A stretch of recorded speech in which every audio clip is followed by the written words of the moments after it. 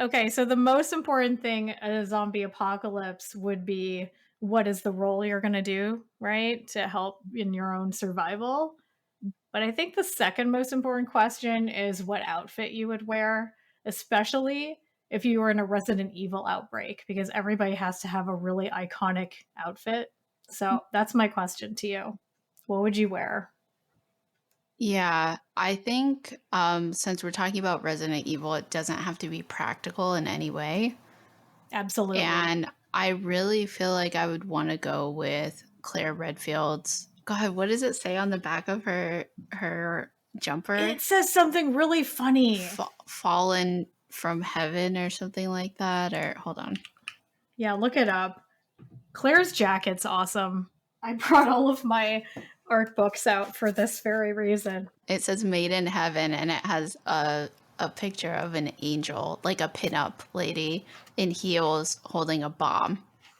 Which is a That's what it says. ridiculous thing for a young woman to wear, but you know, whatever. Yeah, I kind of get it, I guess. Well, I want to wear it, so obviously I get it. But yeah, I would love that kind of situation with the shorts, with the leggings underneath, which is something I definitely wore a lot when I was younger. Yeah. And then her other one says, "Let me live," and it's like a Valkyrie woman with fire wings. Oh my God, that's so badass. That's what I want. I want the Let Me Live one with the Valkyrie and Yeah, it's pretty the like freaking red wings. awesome. That's what I want. All right. Any other highlights to your outfit? Yeah, I would definitely go with the shorts with the leggings. I love the fingerless gloves. I mean, I just really like Claire's outfit. Yeah. Yeah. I don't think she'd mind, if you want to crib her style. Yeah. I think we could be friends. So, what about you? What do you think you'd be rocking during the apocalypse? I wrote up a whole outfit that was inspired by something I saw on Project Runway. And I Okay. swear I swear I did this before I knew we were gonna joke about the blazer in the first episode. But I think I would go total business casual. So I I really want in real life, I really want this like satiny blue plaid blazer that I saw a designer had in Project Runway. And I even tried to go to her personal design site and buy it, but it's not for sale. So I might just go nuts and make my own. And then I think probably like a mini skirt with like tights, or just do like a kind of a longer undershirt with like galaxy tights or something absolutely Yeah. bonkers, right? And Yeah. then I figure I'd have like wedge zip up shoes that are like kind of like if there were still business meetings, you'd wear it. I'd have my hair up in Uh-huh. a bun because it's convenient. That's why I have it now. I would definitely have sunglasses. You have to be able to like cut the glare so you can see the zombies. Hmm. And the last thing I wrote was a clear umbrella, which could be used for a shield or to protect yourself from the rain. So, Wow, or you as a really put weapon. so much more thought into this than I did. I feel like the sunglasses is a great idea to go with the rest of my outfit. I would need heart sunglasses. I think it would really tie the whole thing Oh, together. yeah. And I would like a pair of Docs, so a pair of Doc Martens. Maybe even like the higher ones, like the ones that go up your calf. Yes. You could like hide a knife in there or something. Yeah, It's yeah, practical. yeah. Yeah, And it would I really like tie the it. whole thing together because you know how Claire has like the little leg holster thing going on. Yes. So like you have Yes. the higher boots and it really just like ties everything together. Awesome. All right. So Yeah. we're prepared for our epic looks for the Resident Evil outbreak. And this is the spoiler episode of Hot Baddies Club Ada Wong edition. Does that make sense? I don't even know. Yeah. There was a lot of colons in there, but I'm with Yeah. you. A lot of subtitles. Well, it is about Resident Evil, which has a lot of different titles. So, Yeah, Biohazard, colon, Resident yeah. Evil, colon, Ada Wong, colon, part two, colon, Yes. spoiler full. Hot Baddies Club remake colon the seconding. The second thing. V2. All right. So this is a spoiler episode of Ada Wong's coverage on this podcast. If you have not heard the spoiler-free episode, go check that one out now. You should be here if you are ready to hear all the spoilers about Ada Wong from Resident Evil. Oh yeah, and I'm Miko, your co-host. And I'm Liz, and this is the Hot Baddies Club. Cue cool music. Yep. Yeah, something happens. I love those hot baddies. Hot Baddies Club, Liz and Miko.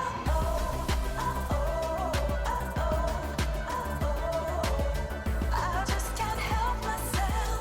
I just can't help myself.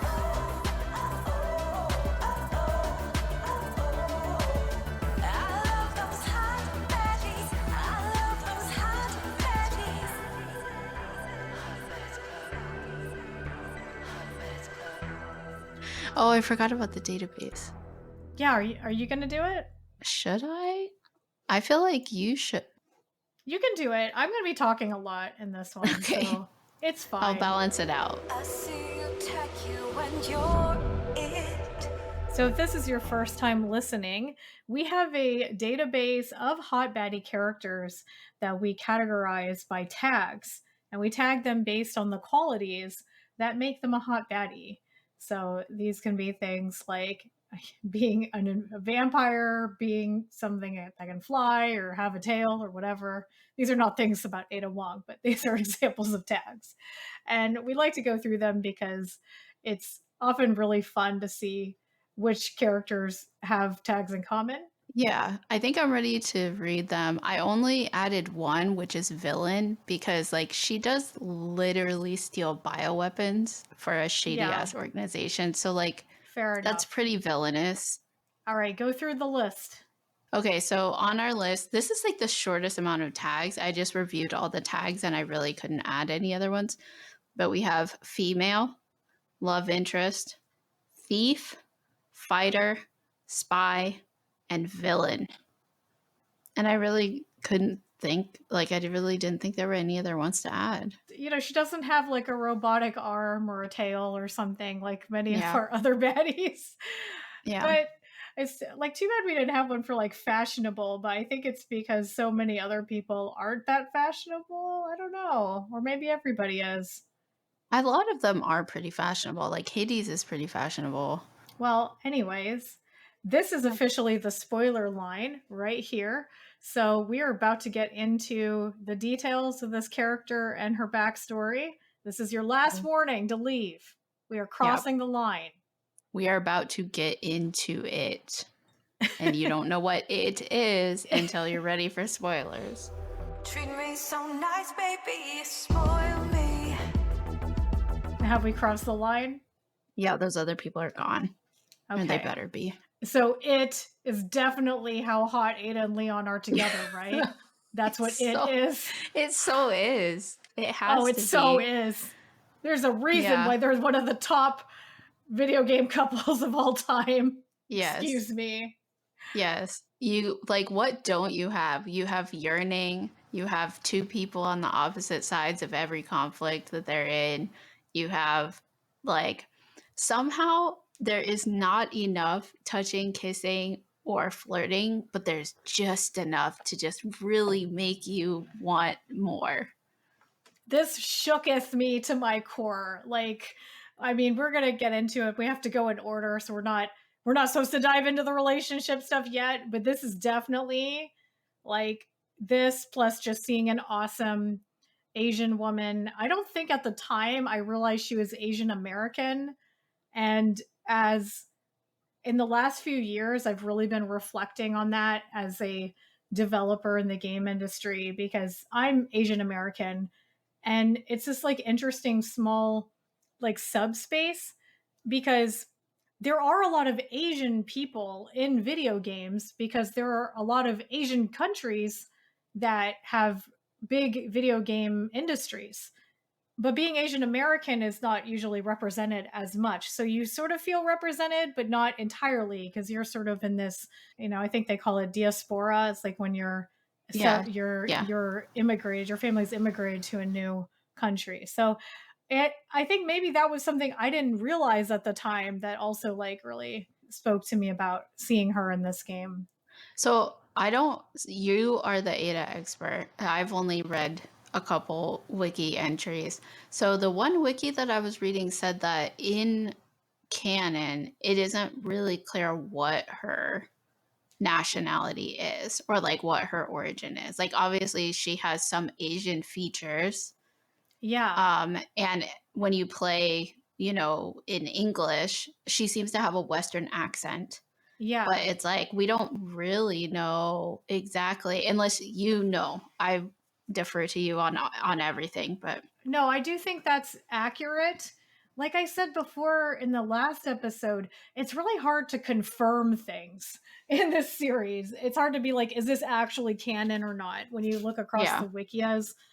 That doesn't take away, like, if that's what you felt represented when you saw her. I'm not trying to take away from that at all either. I was just curious if Yeah. you had like an inside scoop that I didn't I see. think like two things that I think would hint that she might be Asian American is that her features do change a little bit in the different games. Like sometimes she looks more Caucasian and sometimes she looks more Asian. It's hard to understand why that might be, if it's just like a style difference, if it's like Yeah. they changed the looks of all the characters in that particular game. And then Yeah. I highly doubt Ada is a Chinese name, right? Like Mhm. Wong is a Chinese last name. Yeah. So I think that's one reason why it appears to be that. In this, like, I brought all my Resident Evil art books over here. So this one just says Ada is an Asian woman who met Leon S. Kennedy during his investigation. So, I mean, she's definitely supposed to be Asian, but I'm not sure how much they thought about, like, where did she grow up? Is she, from the US? Is she, immigrated? I don't know. I think like just like so many other things about her, her past is truly mysterious, and that may not even be her real name, right? So Yeah. yeah, I think that that's definitely one of the things that I don't think we'll ever find out about her. Although if there was like a prequel Ada only game, I would be really excited about that. Oh my god. Yeah. I would love that. A pretty face and personality. So the first thing that we do is we put in like the first impression of this character. This means the first time that they appear in the series. I guess there's two different ones that are worth talking about. In Resident Evil 2, it's like there's Resident Evil 2, Resident Evil 2 Remake, and then Resident Evil 4. I think the Resident Evil 2 originally is something where like she just kind of comes around a corner in her red dress and Leon sees her and is like, "Oh, like Doesn't who are he you?" say like woman in red or something? Or am I thinking of 4? I might be wrong. There's a part later. Yeah, there's a part later where she's called like the bitch in the red dress, but I don't think Leon's gonna be the one who says that. No. No, there's just kind of like a pan up of her because she's dressed in a very different way. She doesn't seem like she would be in Raccoon City. And then I think she just says like she's looking for her boyfriend or something like that. And they kind of team up. Yeah, I know in Resident Evil 2, in the remake, she has this like awesome trench coat and she saves Yes. Leon from a zombie dog because he's like completely unprepared for The Resident Evil 2 remake intro was epic. Yeah, she's fighting some dogs in a zombie dogs now. Yeah. Leon would never hurt a real dog. No. We know this. We know this. And then this woman just comes out of nowhere and she just like shoots the dog in the head. And she's got this awesome trench coat and sunglasses on and walks with like such authority. Yeah, she has such swagger. She's wearing like a beautiful scarf that's like perfectly tucked into her trench coat. And it's like a knee-length trench coat. She just looks so good. Signature choker. And I think she's like really dismissive of him too. He's like, "Oh, thanks," or something. And she's just like, "Watch out," and like shoots another dog that's about to attack him or something. She introduces herself as an FBI agent. Now, this is a cover. In the original Resident Evil 2, she's not an FBI agent and she doesn't pretend to be. She just says like she's here to find her boyfriend. And her boyfriend, we'll get into later, is this researcher. But I think this is a 10 out of 10 first impression entrance. I mean, Yeah, especially for the remake. I feel like the original is a little more underwhelming, but the remake is just like classic, iconic. yeah, I think what's interesting about it is that in Resident Evil 2 original, when you meet her, you have no reason to think she's going to be like a really big epic character. And when that game came out, she was just another character in the game, right? So when the remake is made, at this point, Ada's already been in a few other games. Everybody knows we're looking forward to seeing how Ada's introduced. So there's a bit more, you know, grandeur, I think, when they remade this scene. Like they knew it had to be iconic in a way that in the first one, it was subtle almost by design. And I think they did it really well. It's not like so outrageously like, look at me, this is an important scene. It's enough for how cool her character is, but it's not like, it doesn't, I guess, outstay its welcome, if that makes sense. Oh yeah, let's talk about 4. Well, I mean, we did in the last episode. I think the first time you see her is the grappling hook through the window. But if we're Yes. going to say that scene is optional, then if I'm remembering correctly, then her first intro would be Leon walking through a house or something. And she puts her gun up to his back and says, like, hands up where I can see him. And then they do this little, like, you know, back and forth fight where she does like a backwards cartwheel or something. And then gets his knife up to her neck or something and is like, wait, it's Ada. And then she's just like, long time no see. And you're just like, oh shit.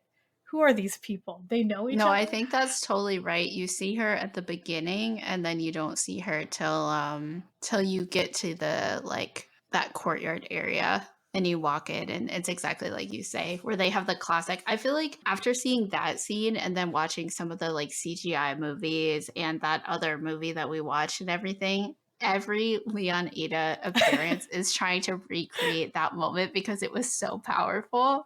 With the like slow-mo disarming, who's gonna get their weapon first. It's like that little like almost like cat and mouse thing is the way that they interact and the way that they flirt. And when I had seen this, I had no knowledge of Resident Evil 2. That was the first one I played, was Resident Evil 4. So when I saw that, and then she's like, oh, long time no see, Leon, and she takes the glasses off, I was like, they know each other? Like, they already know each other? Like, what have I missed? What do I not know?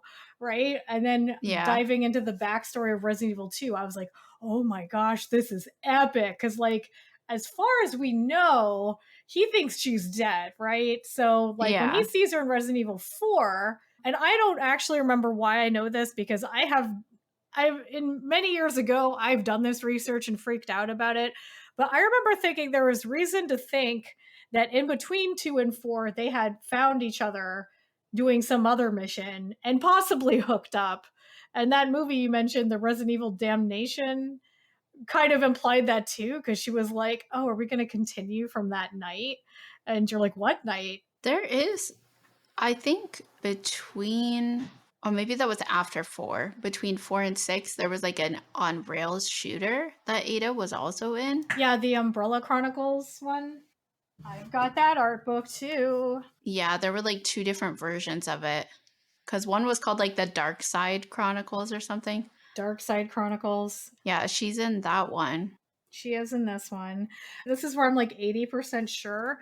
I think this is supposed to be between 2 and 4. Because she's extremely beat up in this one. Yeah.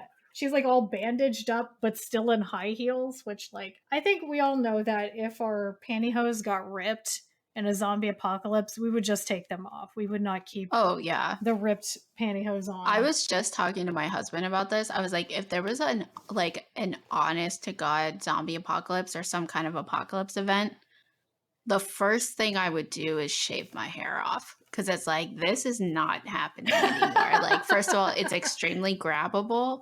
It needs a lot of maintenance. And it's just like, I don't have time for this. Only practical shoes, no ripped pantyhose, absolutely no high heels. And I would shave my hair off. Good to know. I think this is between 2 and 4 because there is also this art piece. And again, this gets very confusing because it's a Leon A versus Leon B thing. in one of the endings, she's mauled by one of the villains and she Yeah. definitely dies. Well, he's holding her body as like her blood leaks out and stuff. And I think they kiss then, and that's it. But in the one that's like the more canon ending is where she falls off the bridge and presumably to her death. But because you didn't actually see her die, there's reason to think she, you know, is saved. Yeah. One of the wikis I was reading basically said that neither ending, either in the remake or like neither run through for either the remake or the original is canon 100% because Yeah. in the later games they basically cherry pick like different events from each thing. I think I saw that too. Yeah. It's complicated, but it's also kind of cool that they do that because there aren't that many games that have different playthroughs like that with slightly different plots. And it is one of the things that makes Resident Evil 2 really cool. And we're not talking about Claire that much here, but I do think Claire is like a really cool character.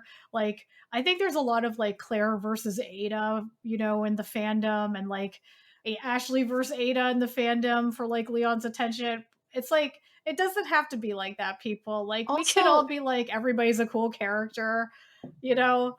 Yeah, and also I mean like in the canon, first of all, Ashley is a child. And second of all, Yes. Leon is very clear that he can't actually date her. Like this is not It's like the most explicit, I'm definitely not going to date you moment in the whole series. he was like, "Oh, that's cute." And like, I think people should ship whatever they want to ship. I just don't think we should be like hating each other about it, you know? Oh, no, definitely not.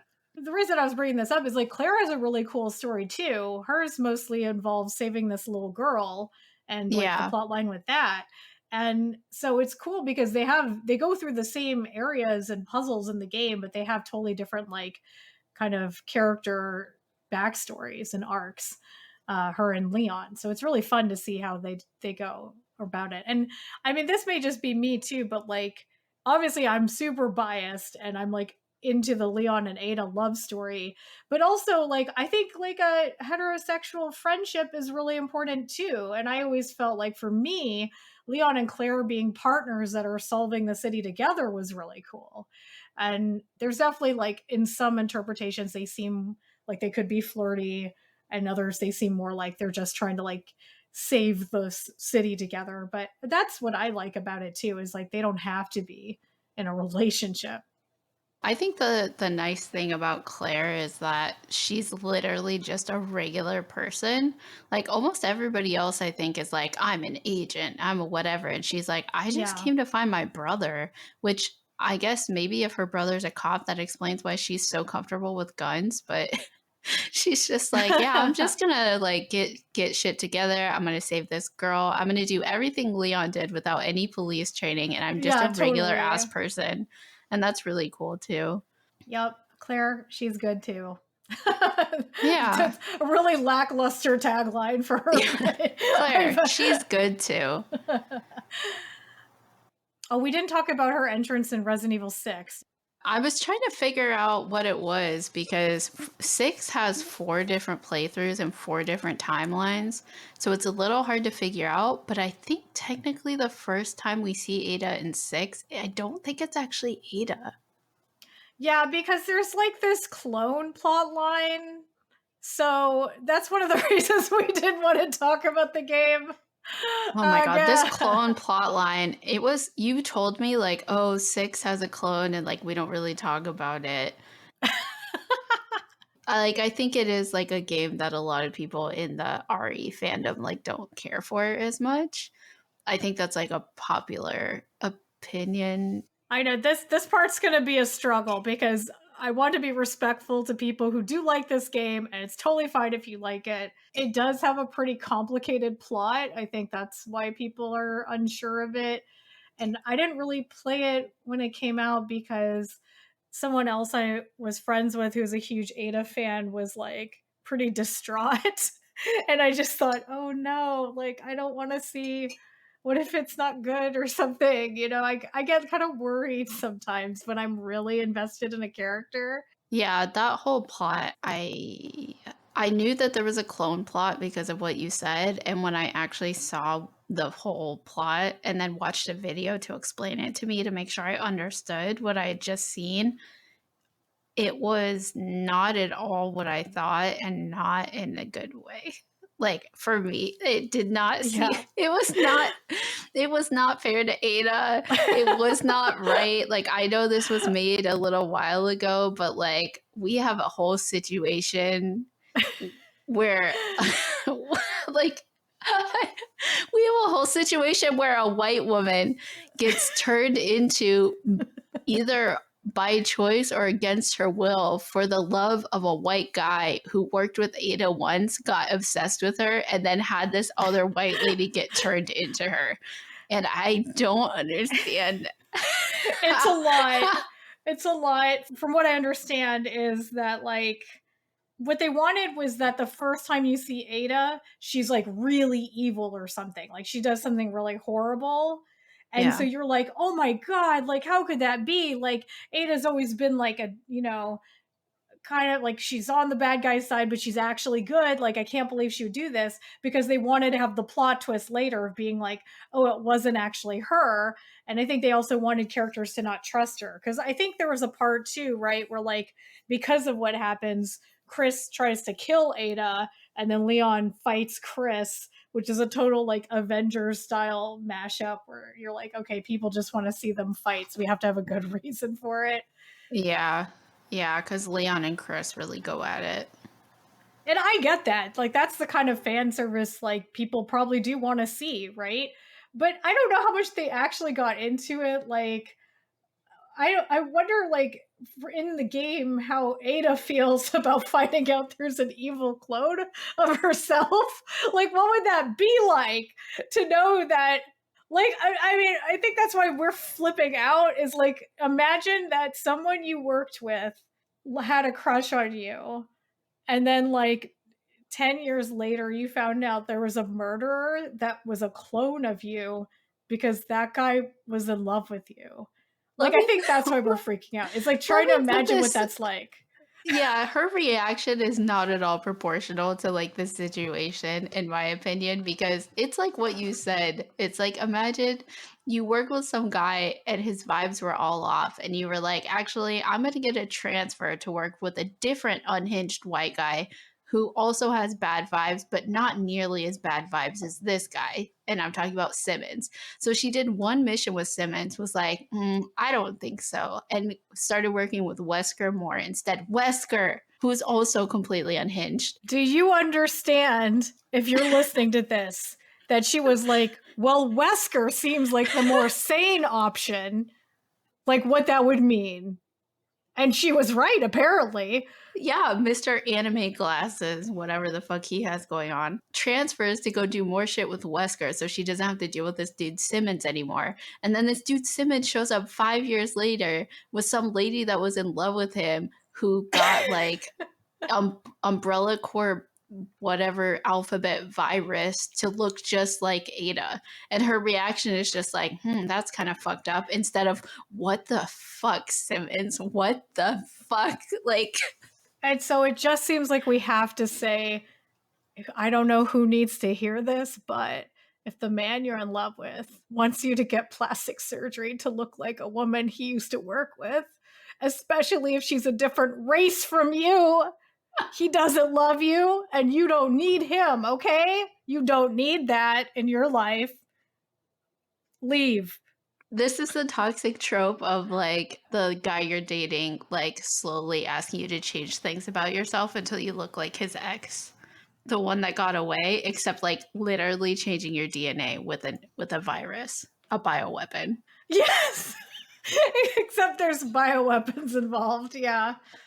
Yeah. So anyway, I think that's enough about Resident Evil 6, and you might understand why we're not talking about it. I'm trying to be really pleasant and say, if you do like that game, that's totally fine. I've actually heard that Resident Evil 6 is really accessible for visually impaired gamers because of some things that they did with the map mechanic. And that's awesome. You know, like if you're having fun playing the game and you enjoy the game, that's totally fine. But it does, Yeah. in terms of just Ada's story, and like if you're relating to her as a person, it's pretty wild. It gets out there. Yeah, I'll be the first to admit that like the gaming community gets a bee in their bonnet about something that can be completely unjustified. But I started watching a Let's Play of this game, and I was watching it and just realized that I just still did not understand what had happened, even though I had watched like 2 playthroughs already and then skip forward to Ada's playthrough. Or maybe I watched like 1.5 plus Ada, so I watched like 2.5 run throughs out of 4, and I was like, I still don't understand what is like. I all I know is like virus is bad, and like Ada is bad question mark, and I had to watch like an explainer video. So there's just a lot. Like Resident Evil is a lot, and this was like times 10 a lot. Yeah, I think what it is too is that there's some, conversation in the Resident Evil fandom that every trilogy of games has a different style to it. So Resident Evil 1 through 3 has a more like survival horror, creepy, walking around and like being jump scared kind of vibe. And then Resident Evil 4 really shook it up and had a much more like action movie vibe, which continued to 5 and 6. So 6 was sort of like taking what had already happened in RE4 and 5 and cranking it even more, which might be why it's so wild and out there. It's almost like, I don't know how much they would have intended it to be like, satire or something. But I think they're just like, how much wilder can we get? Like, let's add helicopters and explosions. And, they were kind of being as extra as they could with it. And this is what we got. Yeah. So. And I also was like, if there's somebody out there who's listening who's like, actually Resident Evil is my favorite and this is why, I would love to hear it. I have no judgments whatsoever if people love Resident Evil 6. For me, it was like a bit much, not in a way that I got just on my own, but I would love to hear if there were other people who love Resident Evil 6, like why they love it. Because I love engaging with things on the level of people who love it. So like share it with us, and there's no shame. There's actually a lot to talk about with this series because there are different timelines. Yeah. There are just like nuances in how to interpret things. And I think that's what makes me so interested in this character and this series is like, it is such a goofy series in so many ways. And then there's the fact that there even is nuance to this relationship and the characterizations of Ada and Leon and several of the other characters is actually pretty surprising. Like, I wouldn't have expected to have that much that you could like interpret from the games. I would have expected, that it was much more like surface level. Yeah, we can wrap up on the RE6. We got to talk about clothes. Ada clothes. She is pretty iconically shown in red in her 3 main games, which is 2, 4, and 6. She has kind of like a red mini dress in 2, and they vamped it up a bit in the remake, and they also gave her that beautiful trench coat. In 4, she's got like the velvet kind of dress that's more Asian inspired with the painted butterflies and flowers. She's got this and the scarf thing. Or the tie for the dress. It's like really. I don't know what you call that thing. I mean, I have one. It's like the collar just becomes like this little like tails, like that just kind of whip behind her. Yeah. And then in 6, they kind of like switched her to more practical black leather looking pants, and then the red became like a collared shirt. She has like 2 outfits in that game, I think, because her clone also has like an Ada-esque outfit, but it's like all black with a red scarf. Oh, okay. I thought they were just in the same outfit, but that makes more sense. I was like, how could they get the same clothes too? Maybe they are. I don't know, Miko. So these characters in Resident Evil, they usually have other outfits that you can unlock. And Ada has many outfits because she has her own side modes you can play as well. But she doesn't usually have like okay, you've unlocked this achievement, so now you can put Ada in this costume, which you could usually do for like Leon and Ashley and Claire and everybody. For assignment Ada, as Liz was pointing out, she has this extremely practical, very military style outfit with tight black pants, really cool knee-high boots, and then sort of like a tactical vest with a lot of buckles on it. I know the red dress for RE4 is like super iconic, but this is my favorite outfit. The Operation or Assignment Ada is my favorite outfit of hers because it's so. I guess I just think it's the hottest outfit. I was playing RE4 and I played this one just on a whim to be like, oh, what's this one? And I was like, oh my God, like what a babe. Absolutely just so amazing. Well, this is the one where this is what you might actually wear if you had to go fight enemies in a foreign country or if you were in a zombie apocalypse, right? Like, this is a very military take that's totally covered and is like really still very beautiful. Except for the kitten heels. I mean, that's not practical, but I think, like, I do want to say, I know that she's a character that has been criticized in explorations of how female characters in video games are often overly sexualized. And I think that's something that's worth pointing out. I don't want to be like we're avoiding it. I think my main point about this would be that for me personally, I like love her in spite of that. And for me anyway, it doesn't bother me as much. And I think that's because her characterization and her relationship with Leon, I think, is done in a really respectful way. Like, she's definitely dressed sexy and she's dressed in a way that like straight males would be like, wow, what a very hot character. But it just doesn't bother me as much as a lot of other video game characters. I do think probably the biggest problem here is the heels. Like, there's not anybody who would be doing backflips and heels like this if they didn't have to in the middle of like a serious virus outbreak, you know? Like, if we're just talking practical, right? I think, I don't know if this is video game Stockholm syndrome, because like as someone who has played video games like their whole life, this is not even in my like top 50 worst stupidly sexualized characters list, you know? Like, she's pretty classy, but I also think if I'm trying to think about what this feels like if you don't play video games regularly, then you might be like, well, yeah, this is stupid. No, that's such a good way to put it, because you're totally right. Like, when you're used to playing video games, you get used to a lot of things that would not be like normal to see people wearing these things, and is done more for like, you know, the extravagance of it for the character. And I do think like overall, the way that Resident Evil characters are portrayed is in a very like extra sort of way. Like, the guys are usually wearing like either like kind of cool badass outfits, or they're like really military, right? They've got tons of like tactical pouches and gear. And that's kind of a wish fulfillment too, right? So to me, it's like not that surprising to be like everybody's just wearing outfits that are a little wild. Like, Jill has some really funny outfits too. Like, she's got like that blue tube top with like the little white like sweater or something. Everyone's always joking about. It's very memorable. But it's not probably something you would expect to wear again in a zombie apocalypse. Yeah, probably Claire is the most practical, because she's got a jacket is a good choice, you know, a leather jacket, and she's got pants and stuff. Yeah, she's got her jacket. She is either doing pants or in the one with the denim jacket, the cutoff jacket or vest or whatever with the cool thing on the back. It's like shorts with like leggings or biker shorts underneath or something.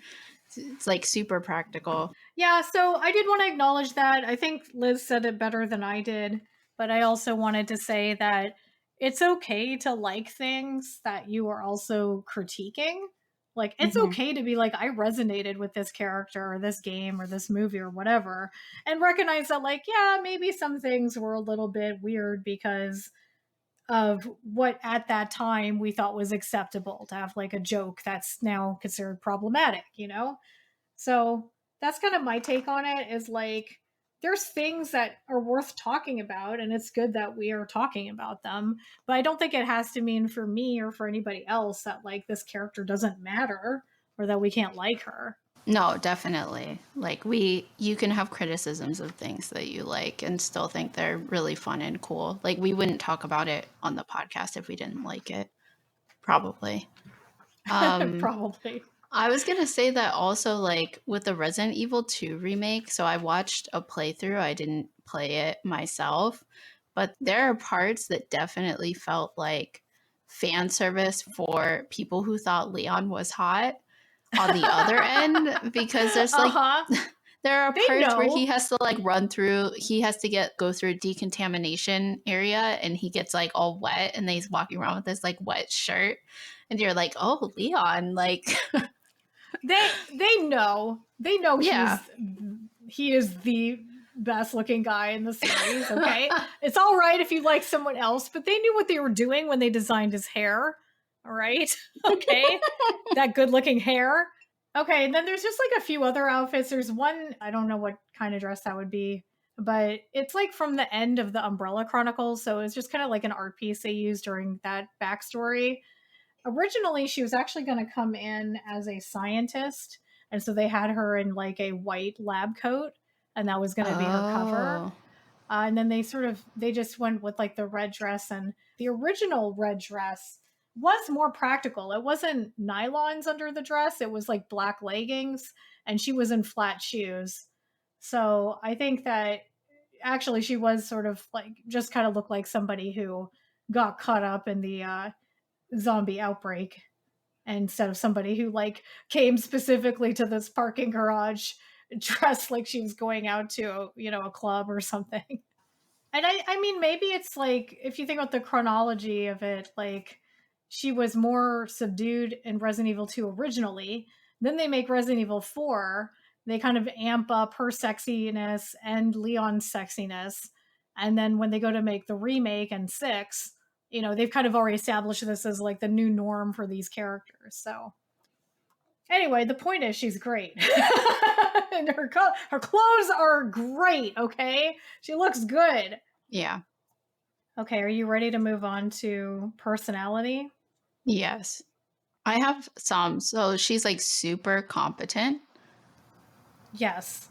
Like she's very good at her job. I know one of the wikis was saying that what she was able to do in RE2, when Wesker basically left her to her own devices and was like, well, if you make it out, you make it out. And if you don't, then you don't. The things that she was able to pull off made her famous in the spy community or something. I don't know where they're getting this information, but I thought it was really funny. There's always like these little backstories that are, they're written in the art books. They're, in those side movies and things. So yeah, that's pretty funny. Yeah. I mean, this is to the credit of, I guess, the voice actors and the voice directors a lot too, but she does have a super hot voice. Like the way she says everything is like very smooth and I do like think sultry. Her voice is super iconic. It's Sally Cahill. I hope I'm saying her name right. And they even dubbed Sally's voice in the movie that we watched. Oh, right. You said that. Because she doesn't look physically like Ada does. And I think that was a cool choice. I would have probably been okay otherwise. Like if it had been the Asian actress's voice, I probably would have been fine with it. But I think that was really cool. I think they thought like her voice is so much about that character that they really wanted it in the movie. That's my guess. Yeah. I was looking at her TV tropes page. The trope that stood out to me was called sugar and ice. And it's like where you're somebody who like seems to be really cold, but like you're actually really sweet on the person you like. And that is like absolutely what I like about her, is like she's very like dismissive to Leon and very like cool and calculated and seems to always be in control. But then she actually does things that are super helpful and saving the world, and she doesn't want the credit for them. Like she'll just disappear into the shadows and is okay with everybody thinking that she's a villain. And I think that's one of the things that makes her really interesting is like most people would want to like clear their name or something, but she doesn't need that. She doesn't need to be seen as a good guy. She seems to prefer to be seen as a bad guy, or that she's someone that neither side can trust. And that quality is really interesting. Like, I wish we knew more about her backstory, but it's also fun to imagine what happened to make her this way. Like, was she trained as a spy to like be emotionless, or like maybe some kind of thing happened to her that made her closed off to other people and not trust them? But then Resident Evil 2 was kind of like where she learned to trust again, at least enough to care about this one person. It's pretty exciting. She's so powerful that Leon fell in love with her, even though she lied to him and kind of treated him like shit. Yeah. I guess that's more in 4 than in 2, because in 2 she's trying to sell it, at least in the original, that she's like, oh, I'm just trying to find my boyfriend. Like, won't you help me? But actually in the remake, she also was kind of rude to him.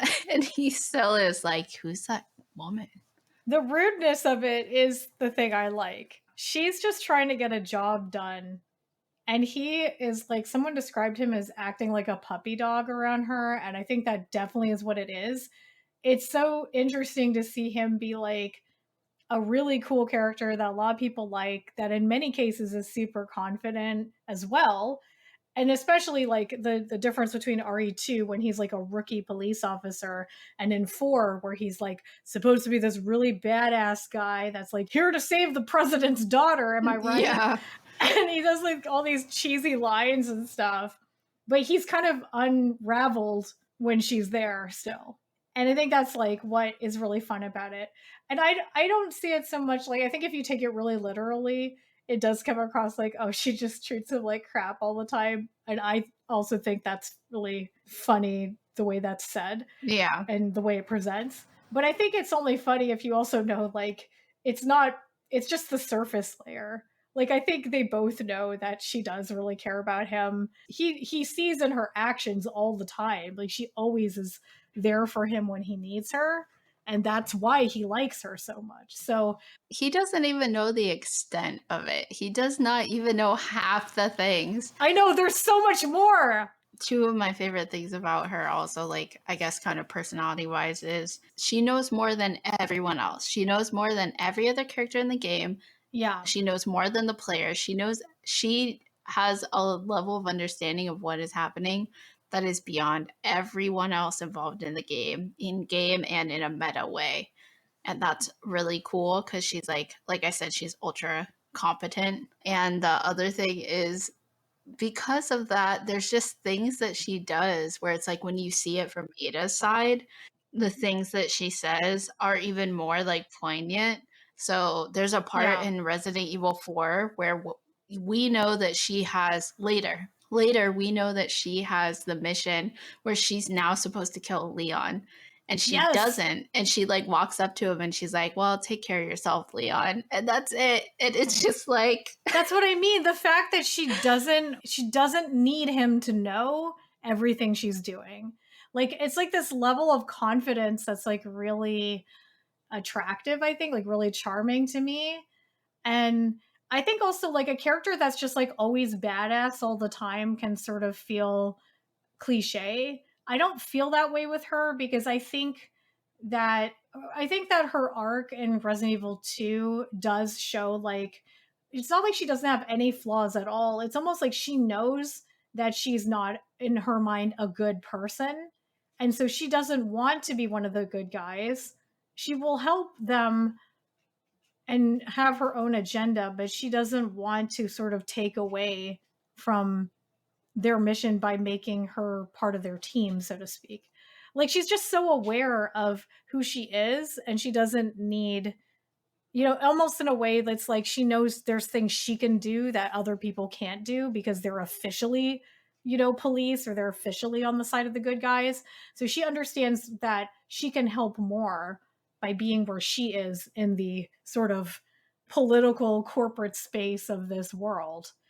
And I really love all of that. I think that she is actually like definitely one of the good guys. We always never know what her true agenda is, but over and over again, we see her helping when it's most necessary. And I really love how there's that arc where like she didn't come into Resident Evil 2 expecting to be interested in anybody or saving anybody. She came in to do her mission, but because of how everything happened, she became really interested in Leon as a person, and she really cared for him. And that changed everything for her. It like changed how she felt about the work she does. It like made her more human. All this rambling is just to say it's not like she's just a cool badass and that's all there is to her character. She has this vulnerable, sensitive side, and she tucks it away because she feels like I get the sense from everything she does that she feels like she's not almost worthy of being one of the good guys. She prefers to be in the shadows and help them when she can, but she doesn't need to like be on the good side. Yeah. Should we just say we're in relationship material now? Think your relationship material. This is the part where we talk about if this character is a good partner. Yeah. So it's usually where we talk about, okay, if this character really existed, would they make a good partner in some way, romantic partner, right? Yeah. Are they dateable? Are they dateable? Yeah. Yeah. I was doing some research about all the things she had done, like reading through plot synopses of like her actions in every game. And the things that she does are like pretty bad in terms of bioweapons and terrorism and like helping terrorists. And they always allude to like, oh, she has her own goals and we don't know what those are. It's not like we don't know if she needs some technology related to alphabet virus to help someone she knows or loves, or she's getting revenge for something, or like we have no idea. My take on her, which again, like you're the expert, so maybe there's like nuances that I've missed, but my take is that she really doesn't give a shit. Like she's kind of like chaotic neutral. She's just out for herself. But for some reason, there's something about Leon that she literally can't help herself. But otherwise, she really doesn't care. She doesn't care if Umbrella or the organization uses this bioweapon to kill like 1 million people. She really doesn't care. Yeah. She's just out there for whatever her goal is, which we don't know really if it's good or bad or justified or whatever. But when it comes to Leon, she will go out of her way, jeopardize her mission and her own goals to save his life. Yeah. Factual. Only him. She does not give a shit about anyone else. I think that's what the Fated Mates podcast calls a morality chain. It's like a really bad character, but there's like one person that makes them good or like keeps them like on this side of being good. Yeah. I don't even know if he changes her actions enough to be morality chain, to be honest, because she still does bad things. Like she still holds a gun to his head to be like, give me that sample. I'm going to disappear now. I really don't want to have to shoot you, but I will. I think what's hard for me is like, you know, because the timelines are so convoluted and there's so many like little threads, I don't know where those samples actually go in the end. Like, to me, it seems equally likely that she steals the samples and actually gives them to the terrorists, and that she steals the samples and pretends to give them to the terrorists and is actually working for like a good like organization that's like 4 layers down, right? Like, I don't know enough to know. Because we don't know. I think there is at least one time that she did give the sample to the organization. Yeah. And then there's another time that to get Wesker in trouble because Wesker was basically like poaching tech money and resources just to make a new company called Tricell, where she gave him a fake virus, but gave the real virus to the organization again. Yeah.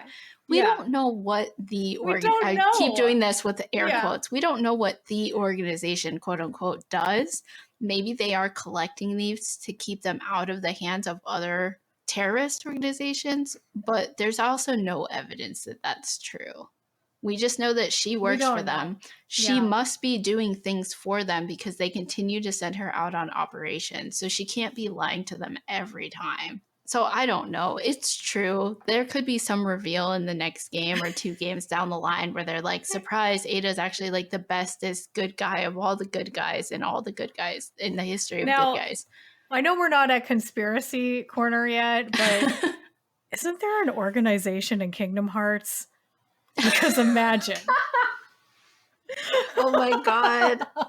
Surprise, Ada is actually Xemnas. They Norded Ada. One of the people in the zipper coats does have Ada hair. It's like that 358 days over 2 or whatever. Sure. Anyway, let's not go down this too far. I just wanted to make you laugh. They can't come together because they're it's too complicated on both sides. Okay, so yeah, in general, I actually just sort of freaked out when I wrote all my notes for this because I was like, oh, they're like such the best relationship. But like, if the answer is like, is she dateable? I mean, you know, she's really committed to her career. She's definitely gonna be long distance. She's gonna be traveling a lot. She can't talk about what she does. She's under a lot of NDAs. So, you've got to be really understanding, if you're going to date Ada. I think, like, to me, I'm like, yes, absolutely, 100 times yes. I think people should date Ada. Is like my emotional reaction to this. Yeah. I think, like, to me, it's like, I totally get what you're saying. It's like, but I think that's like even more like endearing. It's like, oh, she's definitely a bad guy. She's definitely bad, but she's never, ever going to let Leon die. She never, ever would. Okay. She'd save him all the thing. time. Would I date Ada? Yes. Would it get me killed? Yes. Would I still date Ada? Yes. No, but if you were Leon, it would not get you killed. That's true. That's true. But I'm saying in this instance, I'm not Leon. I'm maybe like her Midwest girlfriend that she only sees, she probably has like a partner in every port. You think so? Oh my gosh. Yeah. To me, she's like 100% monogamous with a guy she'll never actually consummate with. Like, that's part of the angst that I like. God. Leon's funny because he definitely like has moments where he flirts with other women. I just never feel like it gets much more deep than that. I almost feel like he does it as a cover or something. Like, does he even flirt with other women? He flirts with Hannigan. And I think everyone flirts with Hannigan. Come on. But the way it comes out in that is like, Ada saves his life with the rocket launcher, so he knows she does care about him, even though she took the sample or whatever. And then Ashley asks him out on the jet ski. Yes, this is a real sequence of events, and he says no.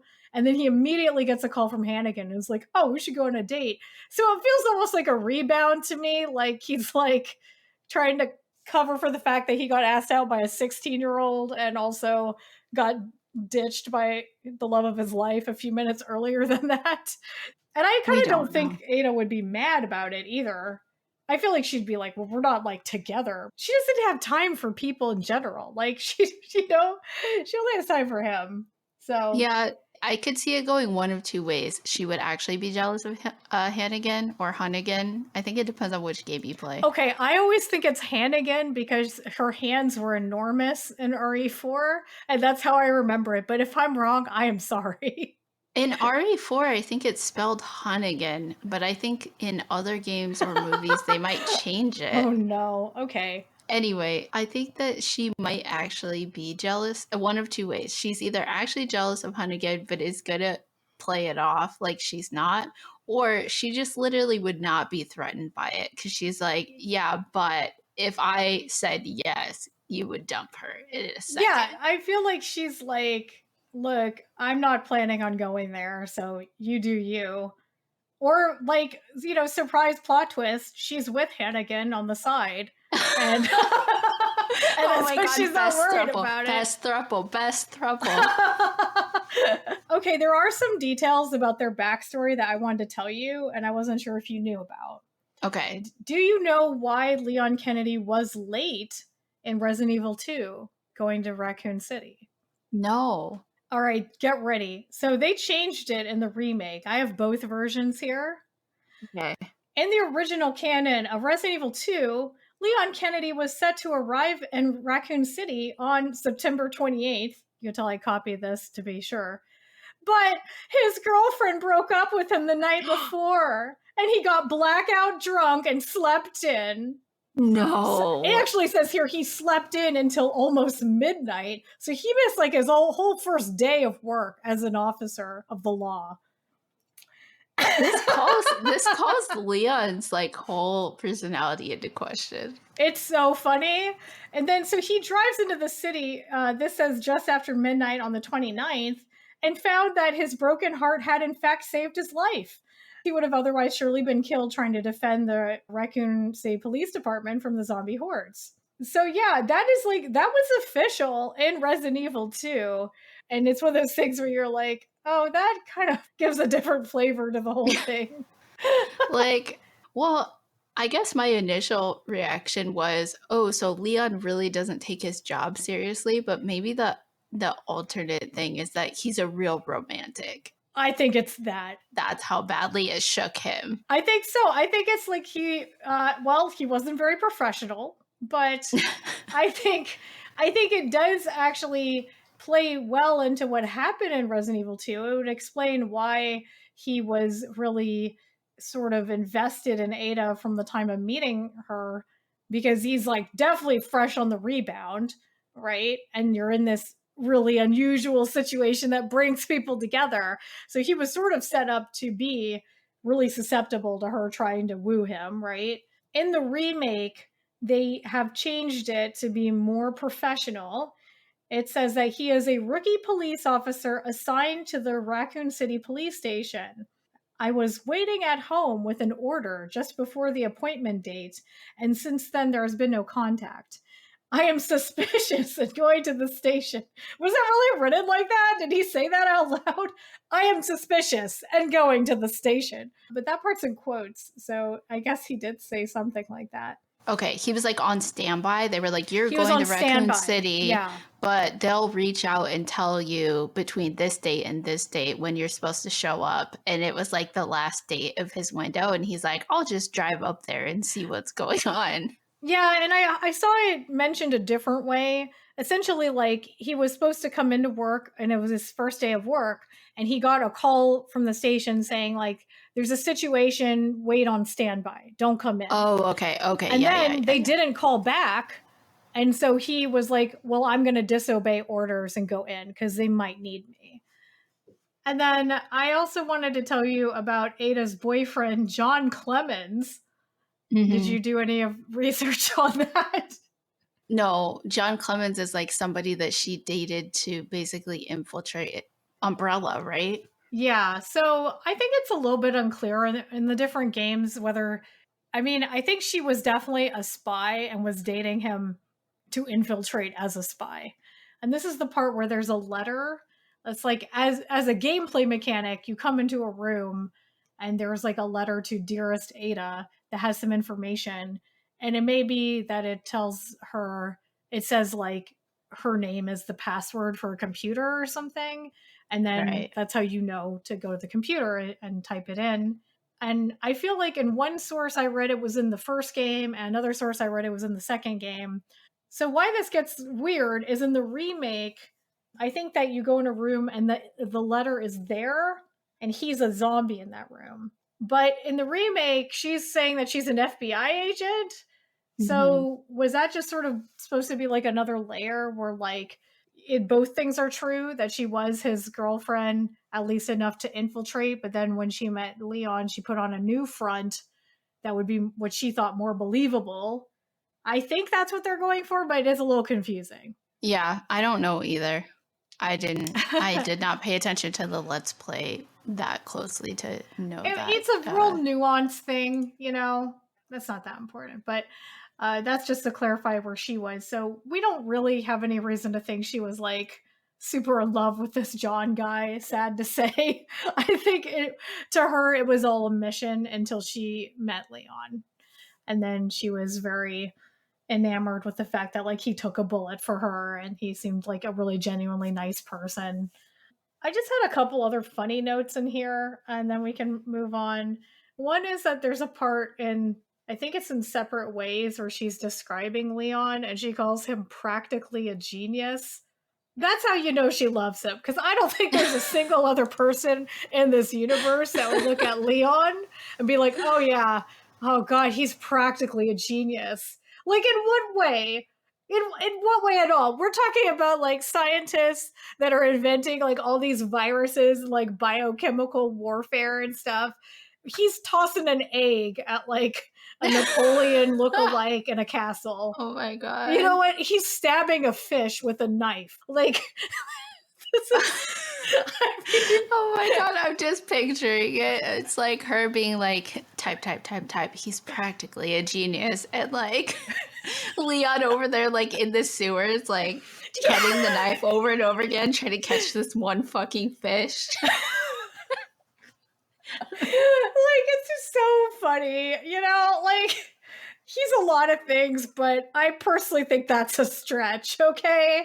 And that's how you know it's love. Because she really admires him even for things he's not doing.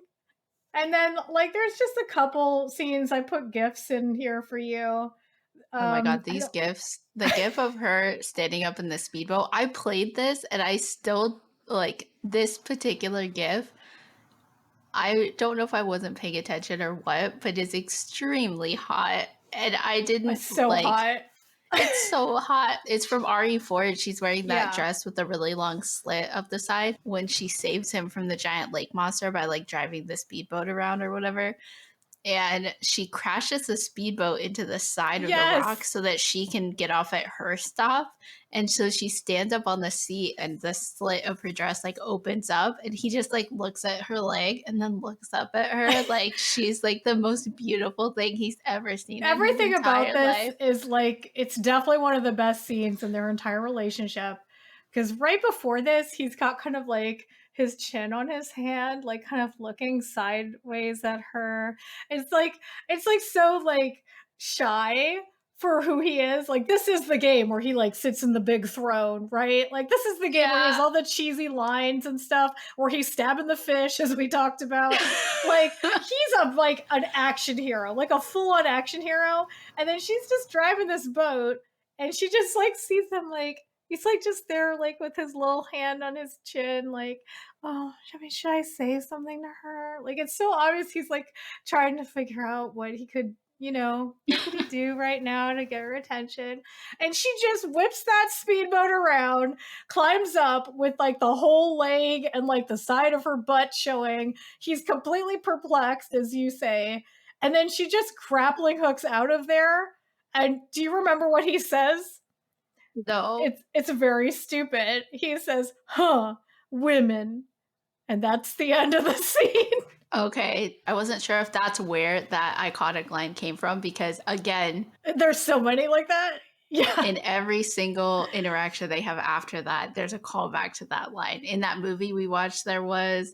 In RE6, there is. It's just like they're always trying to recreate that magic. But this, I have to give it up to the animators and like everyone involved in the animation of this scene, the lighters, the riggers, or whatever, because it is just, and the camera, like the director, like it is just so perfect. His mouth is literally open because he's just like, it's so cute. And it's also like, it is funny, like they're so flirtatious. Like, it's true there's not a lot of action between them, but it's the cat and the mouse and the constant flirting and saving each other's lives. It's so attractive as a couple that you're into. And the way that she just sort of is like, well, see you the next time you're about to die, and just zips on out of there. It's just like really fun. It's very cute, you know? Yeah. Like the only time they interact in that entire movie. What was the name of this movie? Retribution. There's like little bits where like Leon's like, and where's Ada at? And stuff like that. And you're like, oh my God, are they going to meet up? Are they going to meet up? But then the only thing that happens is at the end of this movie, they're sitting next to each other on some like transport vehicle. And then he puts his hand on her thigh. Like inner thigh. Yeah. She looks at him and then just takes his hand and puts it back on his lap. And that's it. Yeah. And I can't imagine, like, if you don't know this video game series, this makes no sense. You have no reason to think these people even know each other, really, especially that they would do this. Like, it's so bonkers that they put this in the movie without any other indication that they were anything to each other. Yeah, especially because it's like, even as a fan, like you look at that and you're like, what are they trying to tell us? Because it's either that like she's not interested in him, or the difference between this scene and every other scene where they flirt is that they are not alone. Yeah, like, not now. Yeah. Yeah, her face looks like, you know, thanks but no thanks for the sexual harassment is like pretty much what her face is saying. Or it could be saying, not in front of Jill or whoever the heck is. Yeah. Or Alice is probably there, right? Not in front of Yeah. Alice. You know? Yeah.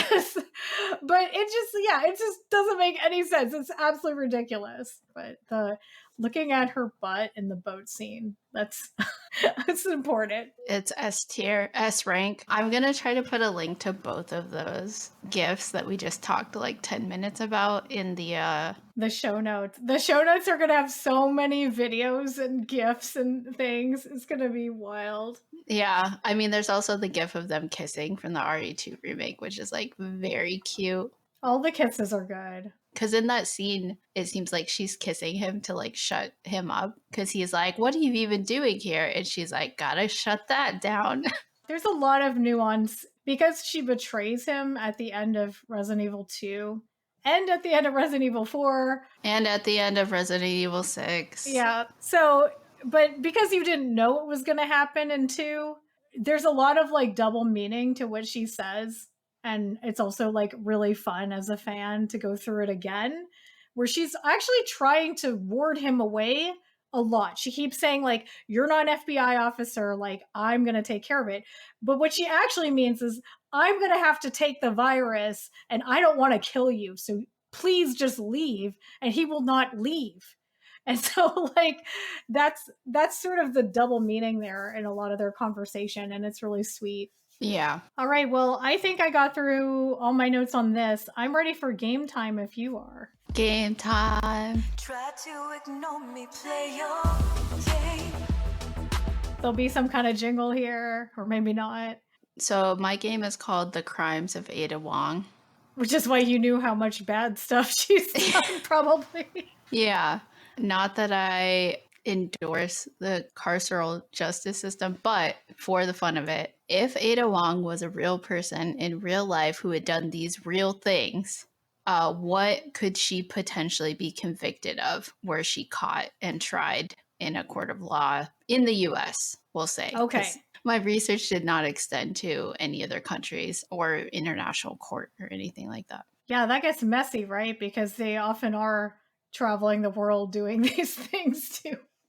All right, hit me with it. Question 1. Based on what we know of Ada's history, what's the least punishable crime she has committed? And I'm going to give you multiple choice. Okay. Breaking and entering. She committed this crime various times. She's always breaking into someplace. Option 2, impersonating an FBI agent. She did this in Resident Evil 2 Remake. Option C, have I been saying numbers or letters? I don't know. The third option, lying to a police officer. In RE2, Leon is a police officer on his first day on the job, and she does lie to him a lot. Yes. Okay, those are your three options. What is the least punishable crime? Like least amount of fine and or jail time? I hope that it's lying to a police officer because I feel like there would be possibly good reasons for that. I mean, I can't think of any right now, but it seems like pretending to be an FBI agent would have a really strict punishment because people would like really not want you to try to do that. And then breaking and entering is like kind of, I feels like a pretty common situation that's worse than lying.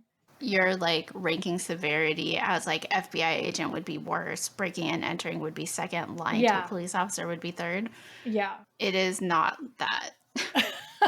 Of course. Lying to a police officer varies state to state. There's not like a federal law for that. I mean, there is for lying to a federal agent, but that's different. So lying to a police officer depending on what state you do it in, can be up to 15 years in prison and a $50,000 fine. Oh, no. Well, I guess they don't want you to do that either, so that makes sense. Impersonating an FBI agent, according to my research, is $250,000 fine and up to 3 years in prison. So more of like Whoa. a monetary punishment than a prison time punishment. And breaking and entering is also going to vary a little state to state, but it is considered a misdemeanor just for breaking and entering. You can upgrade that crime with aggravating conditions, including like having a deadly weapon or stealing something or whatever, and that would make it a felony and there would be more jail time. But just for breaking and entering, it would only be like a year of jail time. Wow. The answer is breaking and entering. Wow, that's amazing. I definitely thought it'd be worse than that. Yeah. Okay, question 2. Which of these crimes has Ada not committed? Oh boy. Again, multiple choice. Option A, possession of bioweapon materials. Option B, corporate espionage. Option C, conspiracy to commit kidnapping. Oh, I feel like you're always tricking me. That's always the problem. I can't think of any time she tried to kidnap somebody. It's not like she tried to kidnap Ashley or something. It's almost like, oh, great. Like these children that are innocent just always end up in the wrong place. But then the second one was like, we don't really know because we don't know who her organization is. It's like, what is the espionage? Like, it could be any level from not at all to like, grievous, I guess. So I don't know. I think I'll say the naive answer, which is I don't think she tried to kidnap somebody, but I feel like you're trying to trick me. It was a little bit of a trick because in Resident Evil 6, off-brand Ada does try to kidnap Jake Wesker Muller, son of Wesker, who is Wesker's son. Yeah. Wow. She needed that, huh? Yeah, Ada doesn't actually do that. So obviously she's in possession of many bioweapon materials in every Resident Evil game. Yes.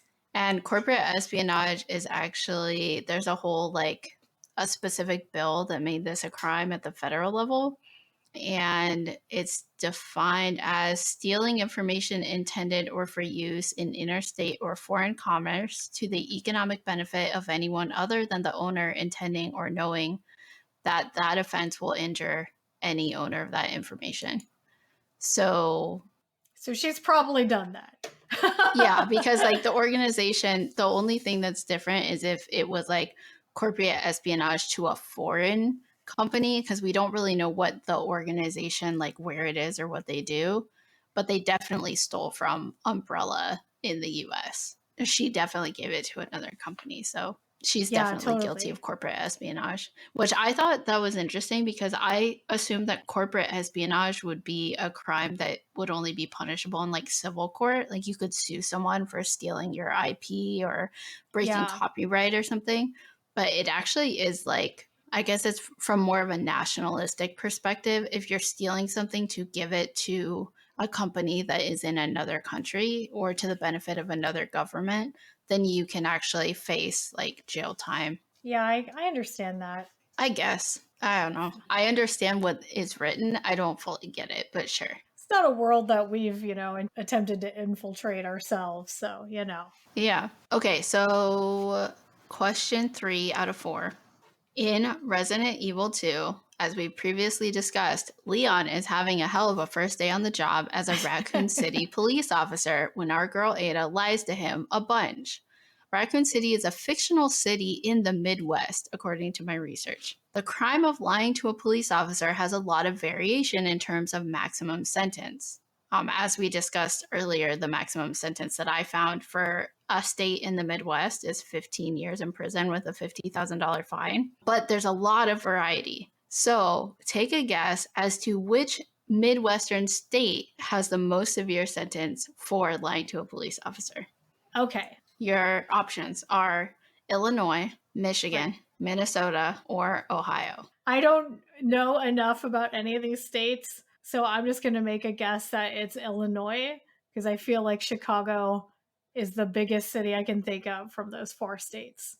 Chicago is a big city, but the answer is Michigan, actually. 15 years in prison for lying to a Oh, police officer. fun.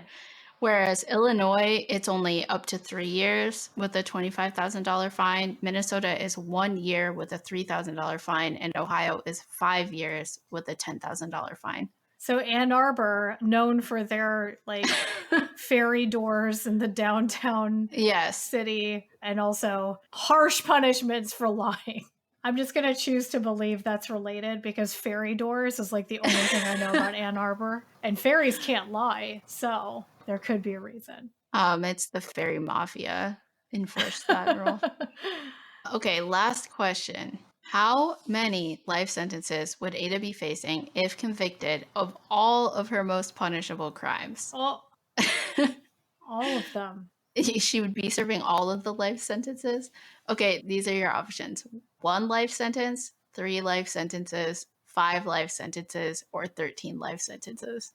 I mean, this is hard because it's like, how many times has she done this? There's so many games, and then there's like in between storylines and stuff. First of all, I think she should get a few more clones and have them do the life sentences for her, and then she could go free. I will tell you this. I read off of a wiki that did include RE2, RE Dark Side Chronicles, which was the Wii rail shooter one, RE4, RE Damnation. Oh, God.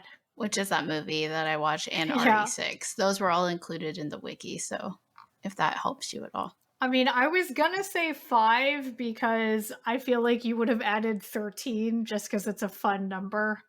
That would trick me. So that's why I'm gonna go with the second highest number you mentioned, which is 5.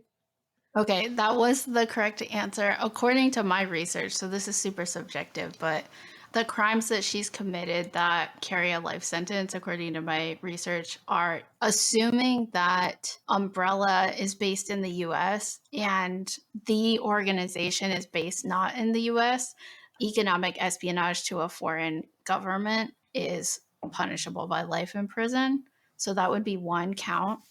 She has handled bioweapons 3 times to my count, and that would be another 3 life sentences. And she did get orders from Wesker to commit murder, and she did not make it clear that she would not do that. So she could probably be brought up on charges for conspiracy to commit murder, which is also another life sentence. So that's where I got to 5. For conspiring to murder Wesker?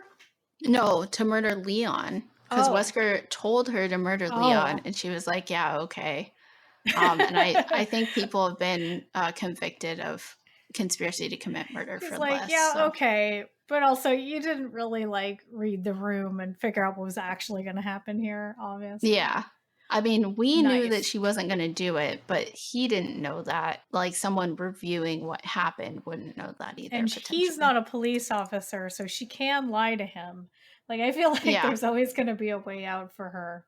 All she needs is at least 5 clones to serve out those sentences for her. Yeah. And everything will be fine. For those of you keeping score at home, I believe Miko got 1 out of 4 questions correct. I don't usually do well. 2 out of 4, because you got the which crime did she not commit correct, and you got the life sentences correct. Okay, are you ready for my game? Yeah, I'm really excited. I got like really excited about this too. Your game is called Ada or Wong. And I have done some research into famous people who either have Ada or Wong in their name. And you have to guess which one it is.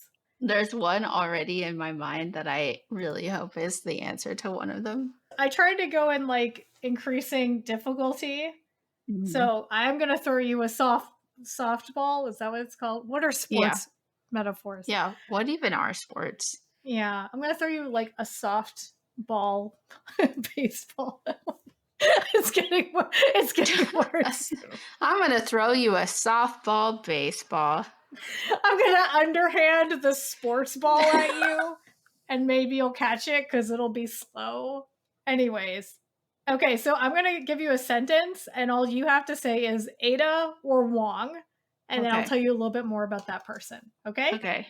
Yes. And there's 7 of them because I figured we'd go a little rapid fire. It's not like I actually know the whole histories of most of these people, okay? Okay. This person was the only child of a famous male poet and a female mathematician and is known for publishing the first algorithm. Okay. This one I knew from the first thing you said. I believe it is Ada Lovelace because her dad was Lord Byron. Is that correct? Yes, this is true. Okay. Ada Lovelace, who was also a countess and considered to be the first computer programmer. Yeah. And this is the person I know the most about because I have a computer science degree or 2 or 3. And I think you probably knew as well from your programming education. It's something that I feel like a lot of women in technology find out about because it's highly celebrated. Yeah, I mean, especially like in recent times where it's like, did you know the first programmer Yeah. was actually a woman?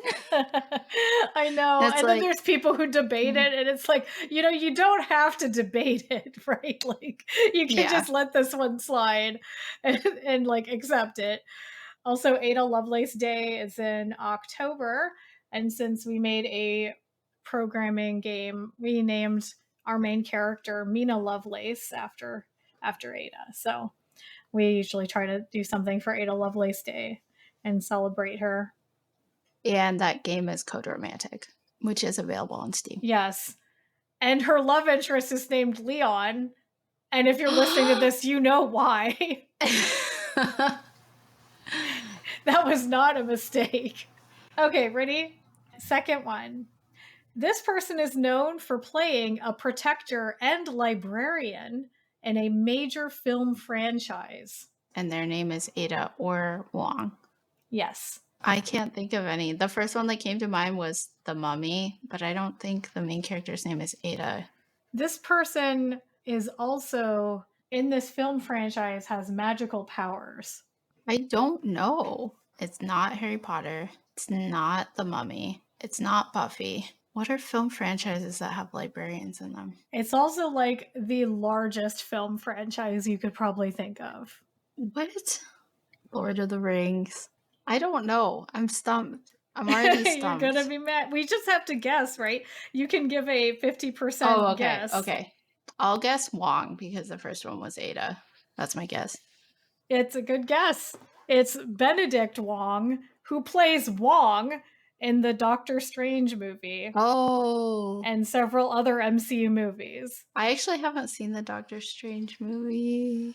Oh, he's a side character. He's like I want to say the assistant of Doctor Strange because he's obviously an important character, but he shows up in like Infinity War and Endgame as well because he's like part of the whole supporting cast. Uh-huh. But the most amusing thing is that the character's name is Wong, but the actor's name is Benedict Wong. And then, of course, he's playing with Benedict Cumberbatch. So it's very, funny. like, what is that like for them? It's like, oh, let's get both Benedicts on set right now, Yeah. Yeah, I'm not like the biggest up-to-date MCU person. So you stumped me with that one. Despite all our work for this podcast. Okay, here's number 3. This person has a PhD, always wears pink, and is expected to inherit half of the planet Mars. I still don't know, so I'm going to guess Ada, but I don't know. Okay, it is Amy Wong from Futurama. Oh, yeah. Okay.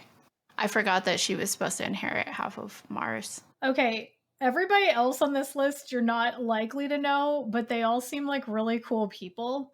So you could just guess your best guess on which side they come down on, okay? Okay.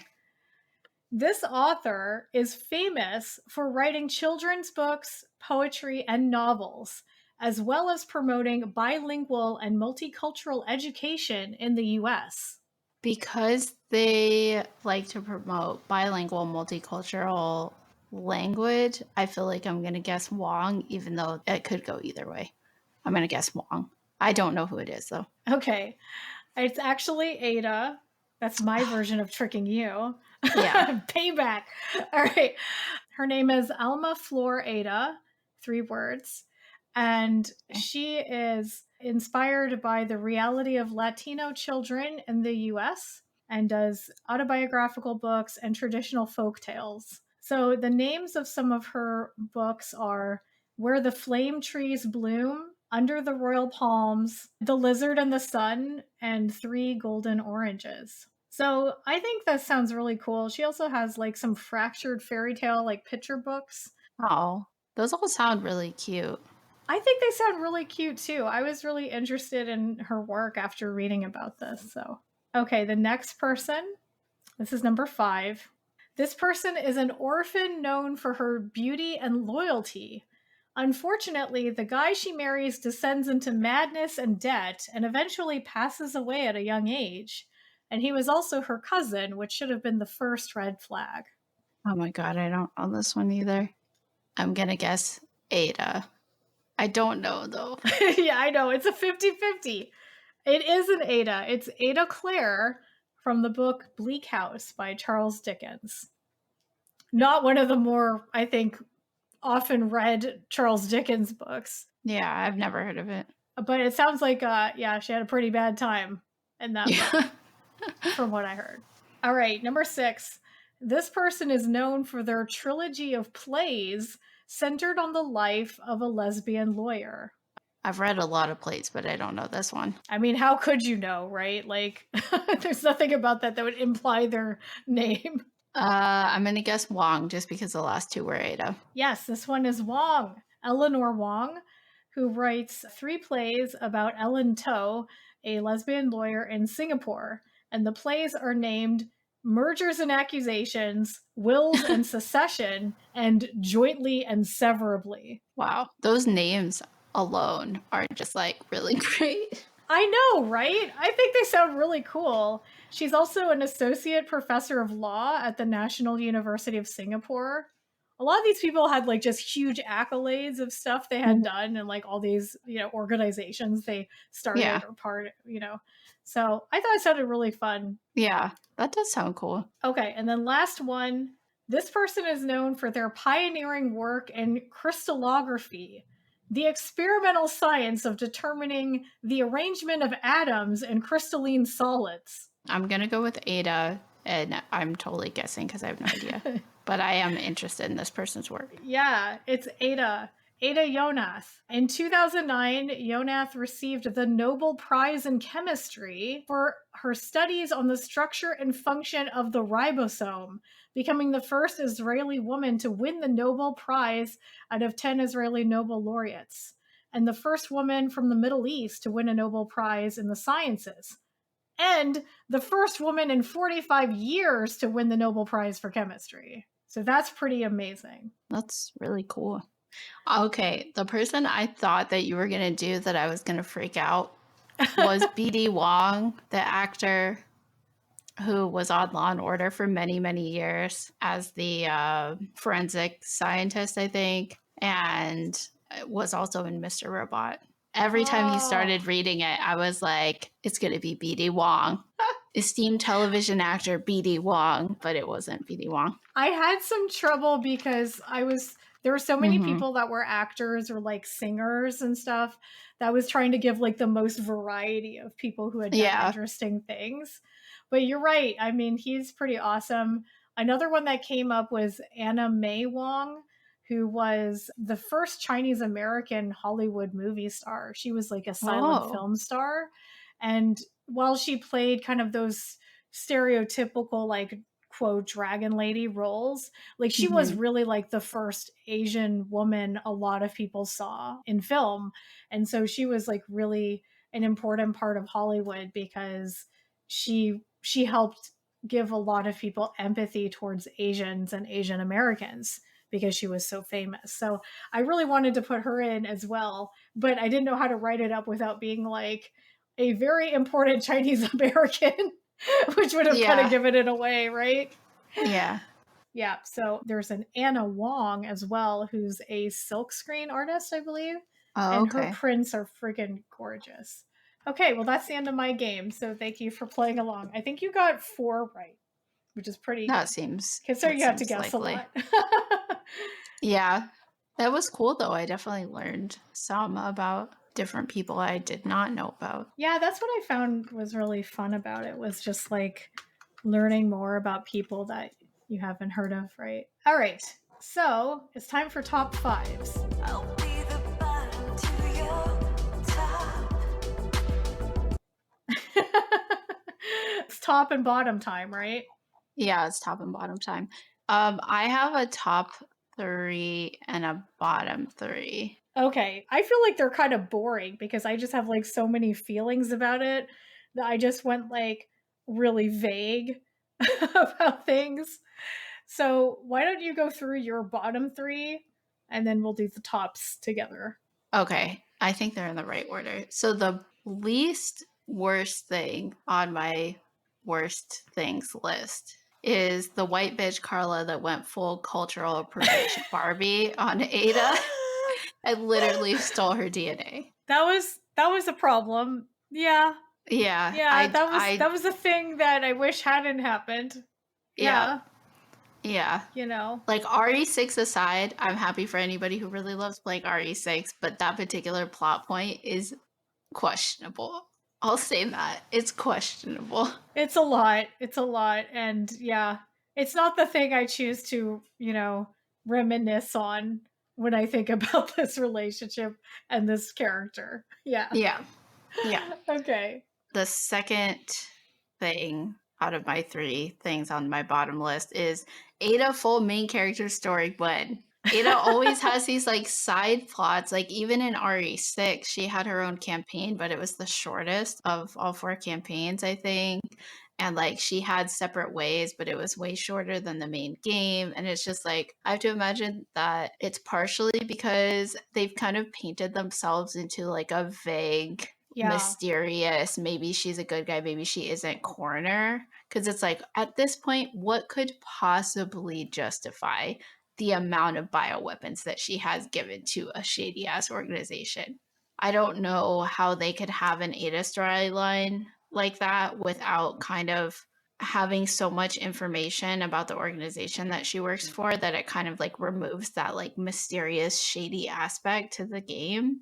Yeah. Or also it's just like what possibly could justify what she's done, really? I think if I were to guess, they know that her character is all about being mysterious, and that if they explain the mystery, like she'll lose some of her personality, and they won't be able to like as easily add her into new games. I would guess. I'm a little nervous about them showing up suddenly in Resident Evil 9. I haven't really been following the new games, but it seemed like in 7, the main character was Ethan and his family. And then in 8, doesn't Chris come in? And there's a whole thing going on with 8, and like spoilers, but there's something about mold and being made out of mold and stuff. And like, I don't know what's going on there. And wait, is 8 Village? Yeah. I don't know. I didn't play it or like completely finish a let's play of it.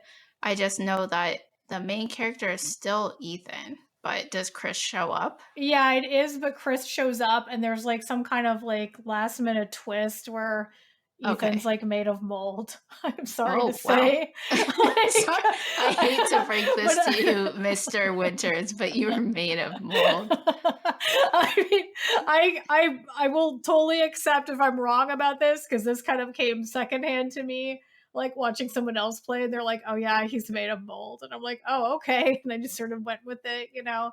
But I think Chris is in Resident Evil 8, so it seems logical that we might see Leon and Ada in 9. How's that gonna work? You know, with the mold and the vampires and stuff. What's gonna happen? Know. I have no idea. I know that there's a big Chris contingent out there, but we had 2 games with Ethan. Was anyone really chomping at the bit for a second Ethan game? I mean, I don't know. I think I need to actually go and play these games and figure out what's going on with that, because the whole mold thing has taken me for a spin. Like now I really want to understand what is actually happening in that version of the game. Oh yeah, so I was just going to say, I think if there was a full Ada game, I'd almost want it to be like the Black Widow movie, which I liked a lot better than I thought I would. I don't consider myself a huge Black Widow fan, but I really liked the movie and how it was a kind of a prequel, and you got to see more of how she grew up in that facility. And I almost think it's possible Ada had a similar situation, that she was trained from a young age to be a spy, and that's why she's really emotionless, and or at least like keeps her cool really well. And that it would also explain why she has so many fighting abilities and special skills. I would love to see that. And I think that would get them out of the problem of like, who is she working for? Like to have a whole prequel kind of adventure with her. I would love that. She's just like such a great character, and I think it's a shame that she hasn't had like a full campaign before. Yeah. Okay, so the number one thing on my bottom list is, can Leon and Ada kiss more, please? Yeah, I mean, you got to go to the fan art and the fanfics for that. And the cosplayers. Thank you, cosplayers, for doing the right thing. I will actually dip into the fan fiction bucket for this because I need more Leon and Ada. Oh man, yeah. It's been a long time since I've been in there. I mean, I think this is a good case where by not giving us what we want and keeping us yearning, like the fandom and the community is really alive with the desire to see these two get together. It's exciting. I think what's kind of sad is like they had a really good arc how they fell for each other in Resident Evil 2. And then since then their relationship hasn't progressed that much. It's just that they happen to be in adventures where they both are present and have to help each other and are kind of like, all right, see you next time something bad happens. Yeah. And we'd like to see a progression, right? Hopefully a progression that does not involve mold, but I'm not sure what will be in store for us. Yeah. Okay, top 5. Yeah, I only have a top 3. Okay, mine are like really generic. So I'll do my bottom 2, I guess, and then we can alternate. All right, bottom thing on my list. I really like the way Leon says her name. It's probably the most common thing he says when he talks to her. Ada, wait, Ada, stop, Ada. It's like constant. And she's always freaking running away from him. Constantly. It's even like the first time they meet, I think. Well, once she actually tells him her name, because I think in the original, I really like am obsessed with every scene that they're in this series practically. He's like, oh, by the way, I'm Leon Kennedy. She literally shrugs and turns around and keeps walking in the original RE2. Like, she doesn't give a shit about this guy, right? She doesn't even care to tell him her name. And then later, when she does tell him her name, pretty much everything after that is her just trying to ditch him so that she can finish her mission. And then she's running down a hallway and he's all, Ada, wait, Ada. So I think that's very funny and cute about their relationship. It's like he's just constantly yelling after her. Okay. Yeah, I get that. And then my number 4 out of 5 is the constant double crossing.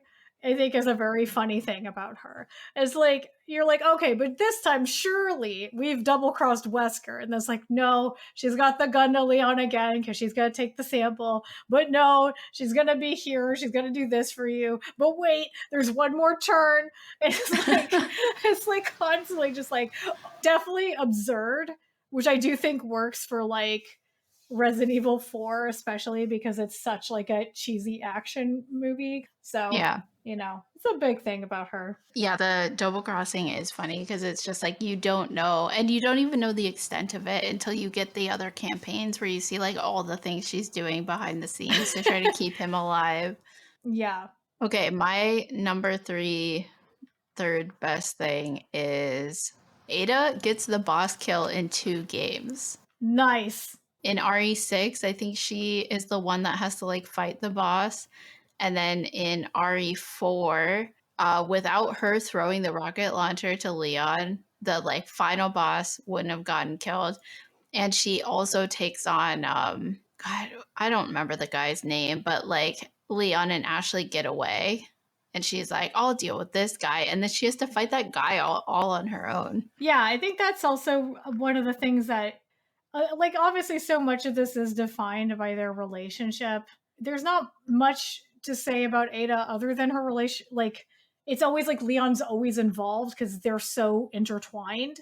But I think that's one of the things that as a couple is really exciting about them is that like they are also like a good team in terms of like fighting all these bad guys, because even though she does have to save him a lot, she's like pretty aware of like if he can handle something, and then she'll go off and do something else, and then she's like, no, I'll handle this one, you know?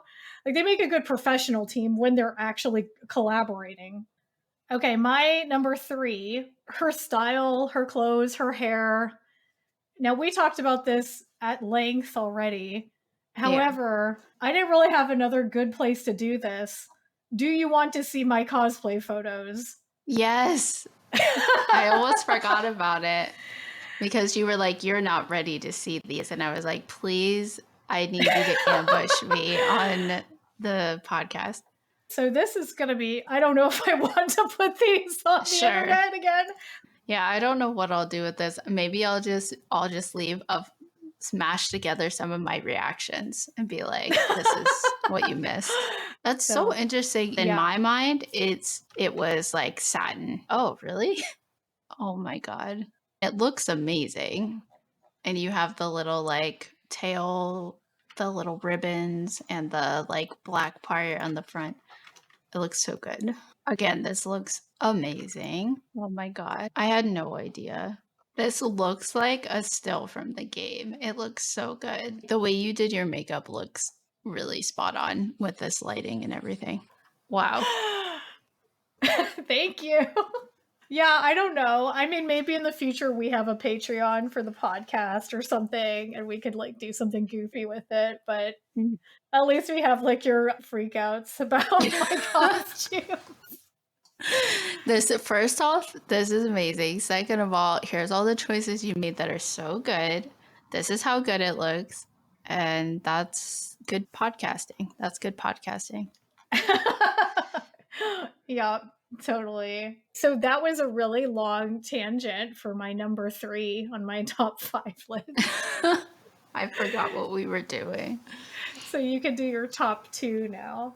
All right. Even though I wish that Ada could have her own campaign, I do like that Ada ends up being kind of a vehicle for crossing storylines. And I mean, in 6, actually, like maybe that got out of hand, or like it got a little too complicated to follow for a lot of people, which I think is one of the criticisms. But especially in 4, it was really cool because at that point I had played like, 0, 1, an alternate version of 2 and 3, and there wasn't anything like that except for like the 0 RE0 when they re-released it.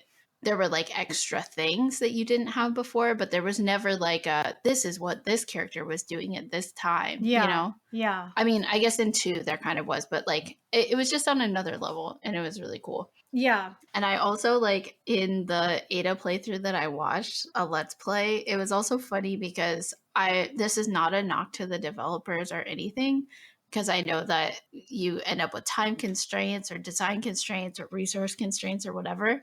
But the game, you can do online co-op for RE6, and in every of the other 3 playthroughs, it makes sense like who the second player is. It's like, oh, there's Leon and the lady whose sister you're looking for, and then there's like Chris and his partner, and then there's, I don't even know who the third person is. Oh, it's that girl that got saved in RE2 and Wesker's son. And then for Ada, it's just like Ada and this guy that's just like random soldier. Like it's just like the soldier model. Is it Hulk? Maybe. I don't know. There's a guy named Hulk or Hunk. I'm going to get crucified for this because he's so popular, but he's in like every Resident Evil game as like a side character you can play as. So maybe it's him, but that doesn't mean what you're saying is not true. It's actually funnier. But he's like not in any of the cut scenes or anything. Like it's not motivated. Like, why is there this person with Ada? There isn't a person with Ada. The second player can't like open any doors, interact with any buttons, like do anything except for like shoot zombies. That's it. So I think I am saying this as in like it's funny that that's how it is. I think it's like humorous. This is not a knock to the developers at all, because I'm sure there's like a bunch of stuff that happens behind the scenes that we'll never know about, like why it ended up that way. But I'm trying to find out if it's Hunk. I think yeah. Okay, it's like the agent is an optional Yeah, player the co-op agent. partner. Okay. Yeah, the agent. Yeah. Okay. Um, It doesn't look like it is Hunk, but it seems like Hunk is in Resident Evil 6 somewhere. So that's pretty funny. yeah. This guy's even like lesser known than Hunk is. Yeah. Oh my gosh. So it's just like, it was especially funny because the Let's Player I was watching, they were playing with their friend, and the Let's Player I was watching was playing as Ada, and so the other person was just Agent, and they kept being like, "I'm sorry, my queen." It was just funny. That is funny. I like that. Okay, that was number 2. Oh, the parallel timelines. Yeah.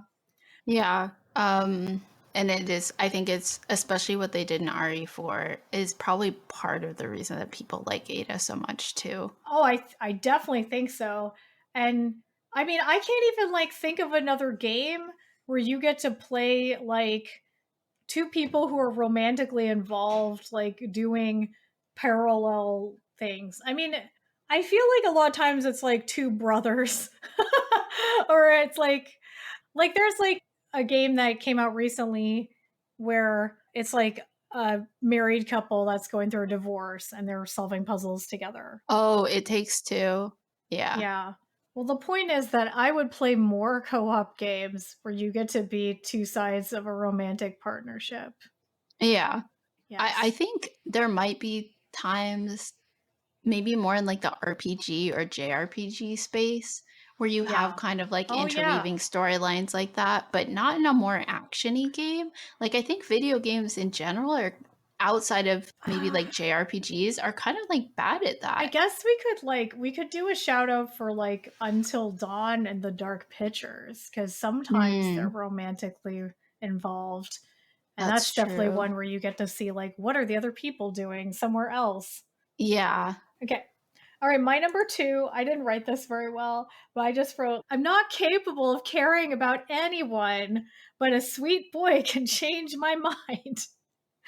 So, in general, I guess another way to say this is like her whole Resident Evil 2 character arc, I'm really obsessed with, because it's like just one of those tropes that is like catnip to me. The fact that she's like coming in this like stone cold like mercenary spy, she's gonna double cross everybody, she has a plan, she's just here to get the virus, she'll do what she needs to get it, but because of his personality and the way he's very affectionate and caring for her along the way, she starts to rely on him. And in the original Resident Evil 2, it's a little bit more, I think she shows a little bit more conflicted personality about it.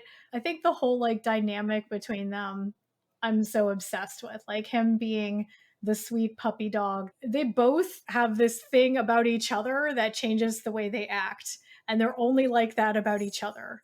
They're much more into like their roles as like, you know, military police officer hero and villainous spy, unless the other one's involved, and then it all breaks down. So yeah, I mean, even in RE2, this is a little bit of an exaggeration probably, but I feel like Leon like meets Claire, gets split off from Claire, meets Ada, and does not think about Claire again until he's like, "Oh, it's that girl Claire on the TV or whatever, like on the security camera." It's like just completely forgets about Claire. yeah, that might be fighting words for some people, but I mean, that's how I interpret it too.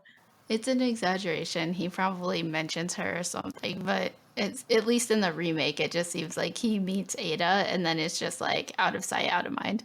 All right, you're number 1. I basically kind of already dipped into my number 1, which is, I was saying, in games, Leon and Ada are one of the best will they, won't theys of all times. In video games, at least. Because it's just not something you see that much, except maybe in RPGs. And I think, considering how goofy Resident Evil is and like how much of like an action survival horror, whatever series it is, it's really surprising that that's in there and that people latched onto it so much and that they continue to like throw it into things. Yeah, I think that's one thing that I feel really strongly, and I keep trying to find different ways to articulate it, is like in a series where they're willing to throw so much unique and different plot angles in, where they're just going to be like, now we have like giant vampire ladies, you know, and like now we have this, and like remember this side character, or like remember Wesker, he's got a son now. Like they're willing to do a bunch of stuff. And even with some of the weirdness of Resident Evil 6, I don't feel like the Leon and Ada relationship changed. Like I feel like they kept what was like important about that relationship. And I've definitely seen people online that are like, no, like Leon doesn't love her. Like he's always flirting with other women and stuff. But like, I don't know. I don't see that. Like even when he is flirting, it feels very like almost like conversational, or just sort of like, yeah, like I'm just like almost paying you a compliment. It's not the way he treats her. He treats her very differently and very like respectfully in a way. Like he's just like charismatic. He just is a little flirty with everyone, but he doesn't just like look at every woman that he meets with open mouth awe. Yeah, exactly. I almost don't want to get into it too much because it makes me feel shy, but like representation matters, right? And you'll hear that a lot from lots of people who don't feel represented. And I think about Ada and Leon the way I think about Pacific Rim and the relationship in that movie. You don't often see like a Caucasian man with an Asian woman, and they're like, he's showing such respect to her and showing such like affection for her. And I do think that means a lot to me, and was one of the reasons I really clued in on this. You know, I don't want to like get like dive too deep into it because I know everyone's not really meaning it this way. But when I would read people, like you can ship who you want to ship, but when people are kind of like, oh well, like Leon's supposed to be with Ashley or he's supposed to be with Claire, it's just like the canon itself does not support that. And you can ship whoever you want. That's what I will do too. But it was like so cool to see that they supported this guy being like, even though she's a villain, she's the one I want. Like she's hurt me, but it's almost like he has total faith that deep down she's a good person. Maybe even more faith than she has. And because of their racial backgrounds, it's like it doesn't seem like a big deal when you're in a relationship because like you're just you, but then you suddenly realize that you just don't see it that often in TV shows, in film, in games, you know? And that I think was a thing that really resonated with me.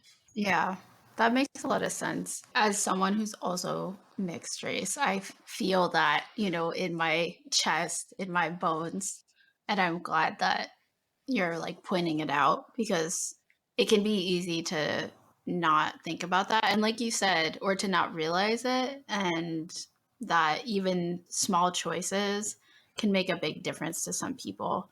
And like how we say it, because we can say it in a jokey way, like, oh, so and so's supposed to be blah, blah, blah, but it does have different meaning to different people. And I agree with you. Like the source work doesn't really support that. And people can do whatever they want. They can write whatever fan fiction they want or have whatever ships they want or do whatever they want. But to say like so and so is supposed to be with this other person, it's like, okay, sure, I guess. Like, I mean, I think that people who would do that would not do it in a way where they were like, you know, trying to make a statement or anything. They just would be thinking about the characters, and they wouldn't mean the way it might come across to someone like me who's hearing that from like a friend or something, right? But yeah, I mean, I don't think we're going to cover Pacific Rim because I can't really think of a hot baddie in it, but like, I mean, the kaiju. the kaiju, just Onibaba herself, like the giant crab. All right. Well, that derailed fast. Yeah. So the main guy in Pacific Rim, the way he talks about Mako and how they kind of like leave it open-ended, like, is it romantic or is it just a loyal partnership between them, like an equal partnership? It's like a really big deal. He's like, she is the best and I need to be with the best. Like, that's the only way this is going to work, flat out. His confidence and maturity about how he talks about her, it's just really like, emotional. Like, it feels Yeah. meaningful. And I think this is the same way. It's like, if we're talking just like harmful stereotypes, when you think about a Caucasian man with an Asian woman in media, you're usually thinking of like, they're like stereotyping the woman to be like subservient or to be like, he wants like a docile wife. And like, obviously, those are all just like untrue stereotypes that have, been harmful through the decades. But she has so much agency. Like, Ada does whatever she wants to do. Leon does not tell her what to do or really try to stop her from doing what she needs to do in her life. Nor would he be physically able to. Right. For all those reasons, like, I'm really keying into like what you were saying. And now I guess I'll just keep talking about my number one, which is related to this, of course. And it's the fact that no matter what happens, she will always go back and save his life. Like, no matter what is going on, if she thinks Leon is in trouble, she will stop whatever the F she's doing and go and save him. And the best scene of that, the frothing at the mouth scene, is from Separate Ways, where she's on her little like video phone with Wesker, and freaking Wesker thinks he's outsmarted her, because they're not going to say it like out loud, right? Like, he kind of knows that she's going to do what it takes to save Leon, but he also knows she's not going to tell him. So, she's like, oh yeah, like, Leon's not a problem. And he's like, oh yeah, he's not a problem because I sent, what's his name? Krauser. Krauser? Oh, that guy. I got feelings about that guy too. The comrade guy. What a character. Okay. So anyways, so he's like, oh yeah, it's no problem because I sent Krauser to kill him. And there's the shot where her feet stop. She just stops walking. Yeah. And she's like, yeah, it's no problem. And then like she hangs up the call and she's just all like, you forgot, Wesker. I don't always play by your rules. And just fucks off in the opposite direction as fast as she could. And oh my God. That is the most epic, like, goosebumps inducing moment, because we know that from Leon's point of view, he's having this epic knife fight with this guy. And of course, she shows up as if she just casually happened to be there. Like, she was just like a room over, no big deal, and just might as well help him. But we know that she like hauled her butt to get there to save his life. And it's so delicious. She's running in 3-inch heels across the sand. It's so good. And then afterwards, she's just like, oh, Krauser's dead. And Wesker's like, really? I guess Leon's sometimes better than we think he is. Or they're talking in double speak too. They both know what's going on in that scene. She was like, I just went and saved his life. Fuck you. Like, so good. I know we're talking about Ada, like, we're big Ada Leon fans, but also the way you're describing it, and like, I've never thought much about the interactions between Wesker and Ada, to be honest. It doesn't really float my boat. But if you think about how much like doublespeak they have with each other, and like the fact that he tried to kill this guy, that she might have there's gotta be a thing. You have to read between the lines. You definitely have to read in between the lines, but I could definitely see that being a fruitful area of fan fiction. I'm sure it's a thing. Like, it has to be.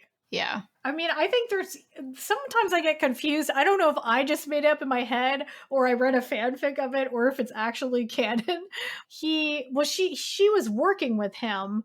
So I also thought maybe he like trained her to be the way she is. But maybe that's just a fandom thing or I invented it. I don't know. But that would explain a lot. I know she betrays him later. Yeah, because I'm sure she'll betray him as often as she can. It's Wesker. Like, yeah. Oh my God. No, I'm sure that's a thing. Yeah. And I mean, if that works for you, then good. Yeah. I think he definitely comes across like kind of an ex-boyfriend or something. with her. Yeah. So, Yeah. you know. All right. Well, that was the end of my top 5 list. Okay, hit me with your conspiracy corner stuff. You back me into a conspiracy corner. I'm ready to be schooled, conspiracy schooled. Okay, so there's just 2 other things. I know I'm like throwing so many facts at you constantly. The 2 things that I wanted to talk about was the bullet in the gun, and then like how does she survive and throw the rocket launcher? So just in general, the rocket launcher is always a thing where like during the boss battle at the end, you always see a shadowy figure will throw it down and you use it for like the final hit or whatever. Yeah. And like this one's not that big of a one, but basically in the ending where she falls, apparently there was like this DVD if you bought Resident Evil Code Veronica, and it had this thing called Wesker's report on it. And he had like some notes in there where he was like he had to get the G virus sample back. So in theory, Wesker must have saved her after she fell to get the virus, and then like somehow healed her enough that she went and did the rocket launcher. It doesn't really make sense. And there's like so many versions of that because there's like the Umbrella Chronicles version where she's all bandaged and stuff. But it kind of makes sense. I think mostly we just know that this is supposed to be a hand wavy thing where it's just fun that Ada always throws him the rocket launcher. Well, I mean, to be clear, she does have a grappling hook gun, so she could have fallen some distance to be unseeable and then grappling gunned. Like she had it in 2, but we never knew about it. I mean, yeah, that'd be maybe because it's like such her signature now.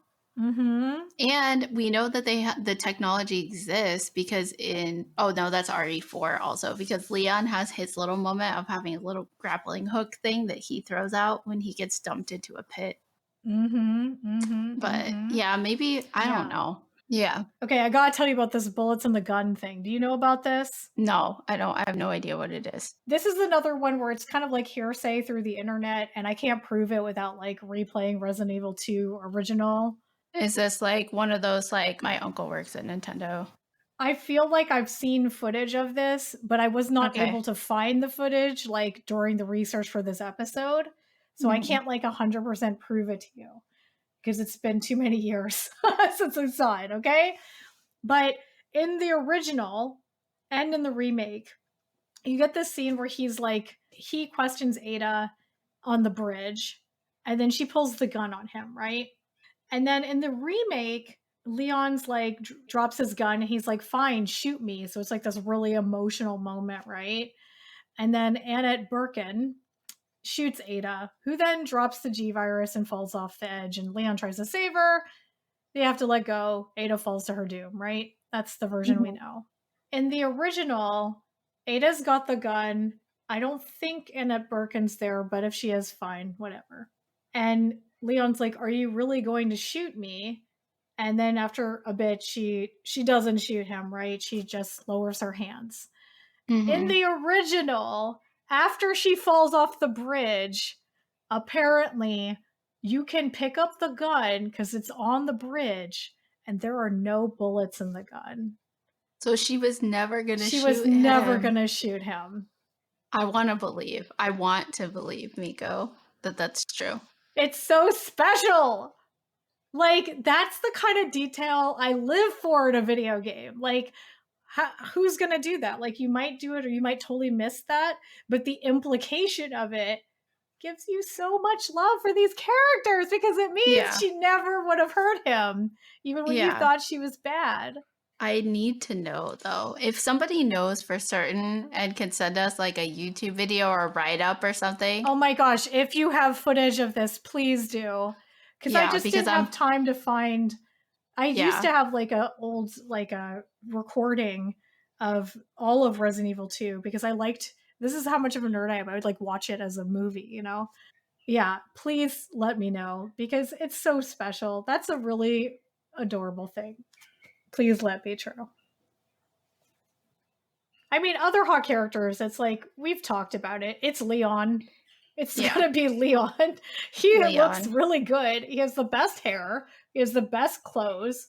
He has this like Chicago mob boss with the Tommy gun and the scarf and the hat outfit. I also had a shout out for, I mean, obviously Leon. We've spent so much time talking about Leon in this episode. But I also wanted to give a shout out for Claire. Practical, badass, normal person who just showed up and was like, yeah, I'm still going to make it out and save this girl's life. Yep. Nobody else saved a girl's life. Yeah, she's real sweet. Yeah, I like her in like a practical way. Like I want her to be my BFF, but also super competent and just showed up and got shit done. Also, I mean, Jill Valentine has her moments also. Yeah, Jill's cute and she's cool. I mean, I feel like just because of our conversation, I'll say, okay, Albert Wesker, I get it. Some people out there be liking that. I think I can be won over with some good fan fiction. You know what? I'll say this. If we have a cool community at this point, because we're pre-recording all this, if we have people who have good Wesker fanfic, Wesker slash fic, I will take those recommendations. Yeah. It's fine. We'll accept whatever, you know? Yeah. Yeah, I get it. Same with like Chris is not my cup of tea, but sure, I get it. There was just that one description that I read about his partner in RE5 that was like, she's much smaller than him, therefore he can throw her. And I was like, yeah, okay. I get it. That's your weakness, yeah. Excuse me, he can throw her. All right. Yep. All right. I think it's time for the Resand scale. I'll rate you, date you, calculate you. It's reason to see you fast. I love you, I hate you. Love you. Which is our ranking, our own subjective ranking on a scale of 1 to 10, where Resand is an 11. We'll find out more about that later. How great is this character? I mean, I think you know what I'm going to do, so why don't you go first? I'm always so nervous for this. And also, we've gone so long since we last recorded. I don't even remember what I've said about other characters at this point, so I can't even like match it in the right spot. I feel like I'm gonna go with an 8. I go with an 8 for a lot of people. I mean, that's good company. Yeah. It's like everybody we like, which is why we're doing this podcast. I know. Well, you're not going to be surprised. I'm going to give her a 9. I am surprised. It may even be a 10. Yeah. What am I holding out on the 10 for, if I think about it? Well, we know what an 11 is, so it could be a 10. Let's make it a 10. Let's do it. Yeah, because she's really like the whole package to me. This is my personal ranking. She's like the video game character I personally identify with the most. Not that I'm out there stealing bioweapons or anything, but that we know of. I really love a great romance, and she gives that while still having her own agency. She has a great style. She's really important to the plot and charismatic. Yeah, I think she's just really great at everything. She's so great that somebody cloned her. Okay, like, yeah. Here we go. So with that, we've inducted this character into our club. Woo! Applause. Woo. Further investigation. This is where we talk about other characters that are like Ada. I have a slew, plus we have a very special mention that I know you're excited to do. So I'll just ramble off some characters and then you can take the lead on our special mention in this category. If you are a person that liked Ada, I would recommend Camilla Hecht from Gideon the Ninth. I think they have very similar energies. Gideon the Ninth is one of our favorite books, and we would recommend you just read the book and know nothing about it and just see what happens. Yeah. It's a really great book for many reasons. So you probably won't be disappointed. It's even like, just don't even look up like what genre it is. Just read it. Just see what you think. The next one I want to talk about is there's Lady from the Devil May Cry series. She's weirdly an alternate reality version of Ada because Devil May Cry was Resident Evil 4. And then it got so out there that they made it its own series. So Dante is Leon. Like, stop. Really, honestly, like the prototype for Resident Evil 4 got so wild. They're like, this is a different series. And they made it Devil May Cry. So I did not know that at all. That's why Dante and Leon look kind of similar. Revolutionary Girl Utena. Jury to me reminds me of Ada. She's another one that's pining for somebody that she doesn't expect to be with, but she's like a really cool badass character. And then I would also say Rue from Princess Tutu, which is one that I hope to force you to watch later. Princess Tutu is like one of my favorite animes of all time. Rue's like the cool dark ballet princess, and she also has like that, like she's done bad things but wants to be loved but doesn't think she deserves love. So Okay. I see yeah, it. yeah, you'll like it. Okay, is it my turn? Yeah, it's your turn. Go for it. I'll just back you up. Okay. So we got really into watching the Olympics. Well, I always get into the Olympics. Miko follows figure skating year round. My favorite ice skating event is the ice dancing. Yeah. And so we both got really into following that during the Olympics. And there is this couple, they're partners, but they're also a couple called Chalk Bates that skate for the US. And they are amazing. They are so like their chemistry on the ice is just like so amazing, and just like you can just see it like when they skate together that they're together, and it's like very hot and very just like touching, and you can see like how well they work together. And so we were watching that, and then we found out when we were trying to follow them on Twitter and stuff that they have a podcast. So if anybody out there can make this happen, that Chalk Bates could be a guest on our podcast, we would die respectfully. Yeah. I mean, we're already dying respectfully. So it's Madison Chalk and Evan Bates. They are Team US. They are Olympians, and they are absolutely amazing. In our opinion, the most creative ice dancers. They do really beautiful routines that also have a lot of personality. Yeah, and storytelling. And Like storytelling. their Daft Punk routine gives me, just thinking about it, I get goosebumps. I love it so much. I'm probably gonna go watch it again right after this because I just thought about it. Yeah, we're probably gonna put their routines in the show notes for you too. So these are real people, and they're like top tier athletes. So I think we feel a little shy that we're like totally fangirling and freaking out about them. But the reason why we're bringing them up is because there's something about like their personality on the ice that feels very like similar to the Ada and Leon dynamic in terms of like Madison is so fierce and gorgeous and confident when she skates, and Evan is like so romantic, and as the male in the in the partnership, he has to support her and do the lifts and everything, and there's so much eye contact. And I just think that if you liked this fictional couple from this video game, I think you would really love the storytelling of watching Chalk Bates skate. It's got that feeling. Yeah, and I mean, like, I'm not going to presume to know them at all, but it's just like the feeling. I don't know how much of it is a persona and how much of it is them, but like when you just see them skate together, it does feel like that. It's really captivating, and it really stands out. I love so many other ice dance partners. Like, we're huge fans of like at least 10 partnerships, I think. Yeah. We like after the Olympics, we're like, what are we gonna do? Like, we love everybody. Yeah. But I think we both personally love them the most, and it's because I think we resonate with how creative they are and how much they tell a story when they skate. So yeah, but also respectfully, we would die if somehow they would be guests on our podcast. But that's we will it's not going to die happen if they want to like leave a heart on Twitter or Yeah. something on our God. Twitter account. I mean, that would be enough, Yeah. Just to know that they knew. Like, we're both ashamed to be such fangirls, but also we feel like it's worth it to let more people know how amazing they are. Yeah.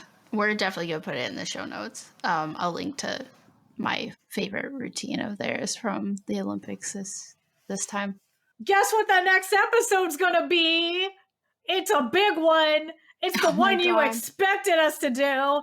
It's the ultimate team versus team, even though like is one really even in the running? But it's the absolute like Monster Boy versus Monster Boy.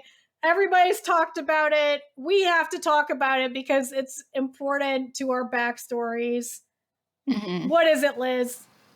It's Twilight. We're going to be talking about Edward Cullen. We got to talk about this guy, Edward Cullen. Yeah. Whoever from he is. Twilight. Okay, as nervous as you were about the Vegeta episode, I am about Edward Cullen, about the This Twilight is like episode. this is gonna get real deep, real vulnerable. Yeah. And we're not going to be talking about writing choices. We're not going to be talking about quality, like the perceived quality that there is or is not of the books. Like that's been done. It's been tired. We're not a hot take podcast, okay? Yeah. I've watched so many takes on Twilight and I enjoy people talking about the fandom. But what's our unique twist? I mean, first you're gonna hear like Liz's embarrassing backstory, which I don't even know what it is yet. I can't wait. But also like I think that all the problematic stuff, we're gonna mention it, but really what we want to talk about is the importance of this phenomenon, which I think, is really interesting if you're interested in writing romance of any kind or interested in young adult fiction. This was a big thing that happened in pop culture and it meant a lot to a lot of people. So I think it cannot be ignored, I guess. But we hope that you'll enjoy listening to our takes on it. Yeah.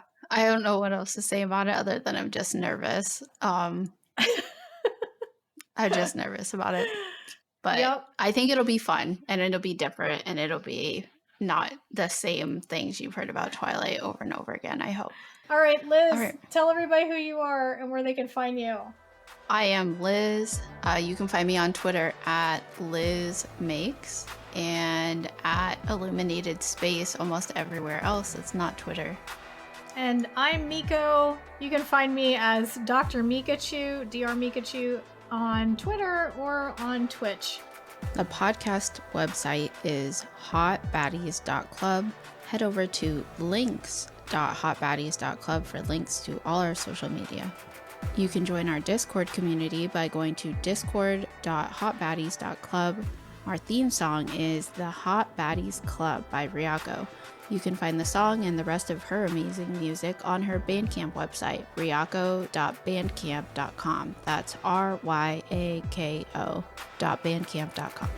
My contribution to our sign-off was, take care of yourself, Leon. Amen. You've awakened inside me a feeling I cannot deny. You impress me, possess me, the thought of you gets me so high.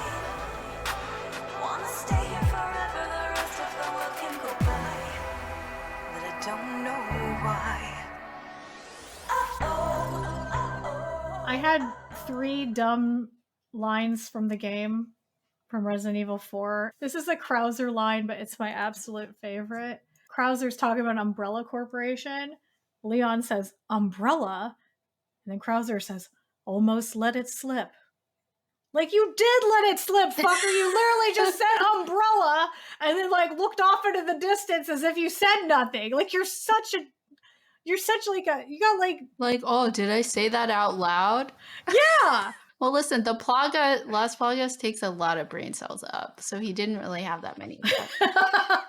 And then I got the 2 Leon lines we cannot ignore. Sorry, but following a lady's lead just isn't my style. Except it kind of is. Yeah, isn't right. it? Yeah, it's your whole personality. And then, like, the worst line or best line in the whole game. Where's everyone going? Bingo?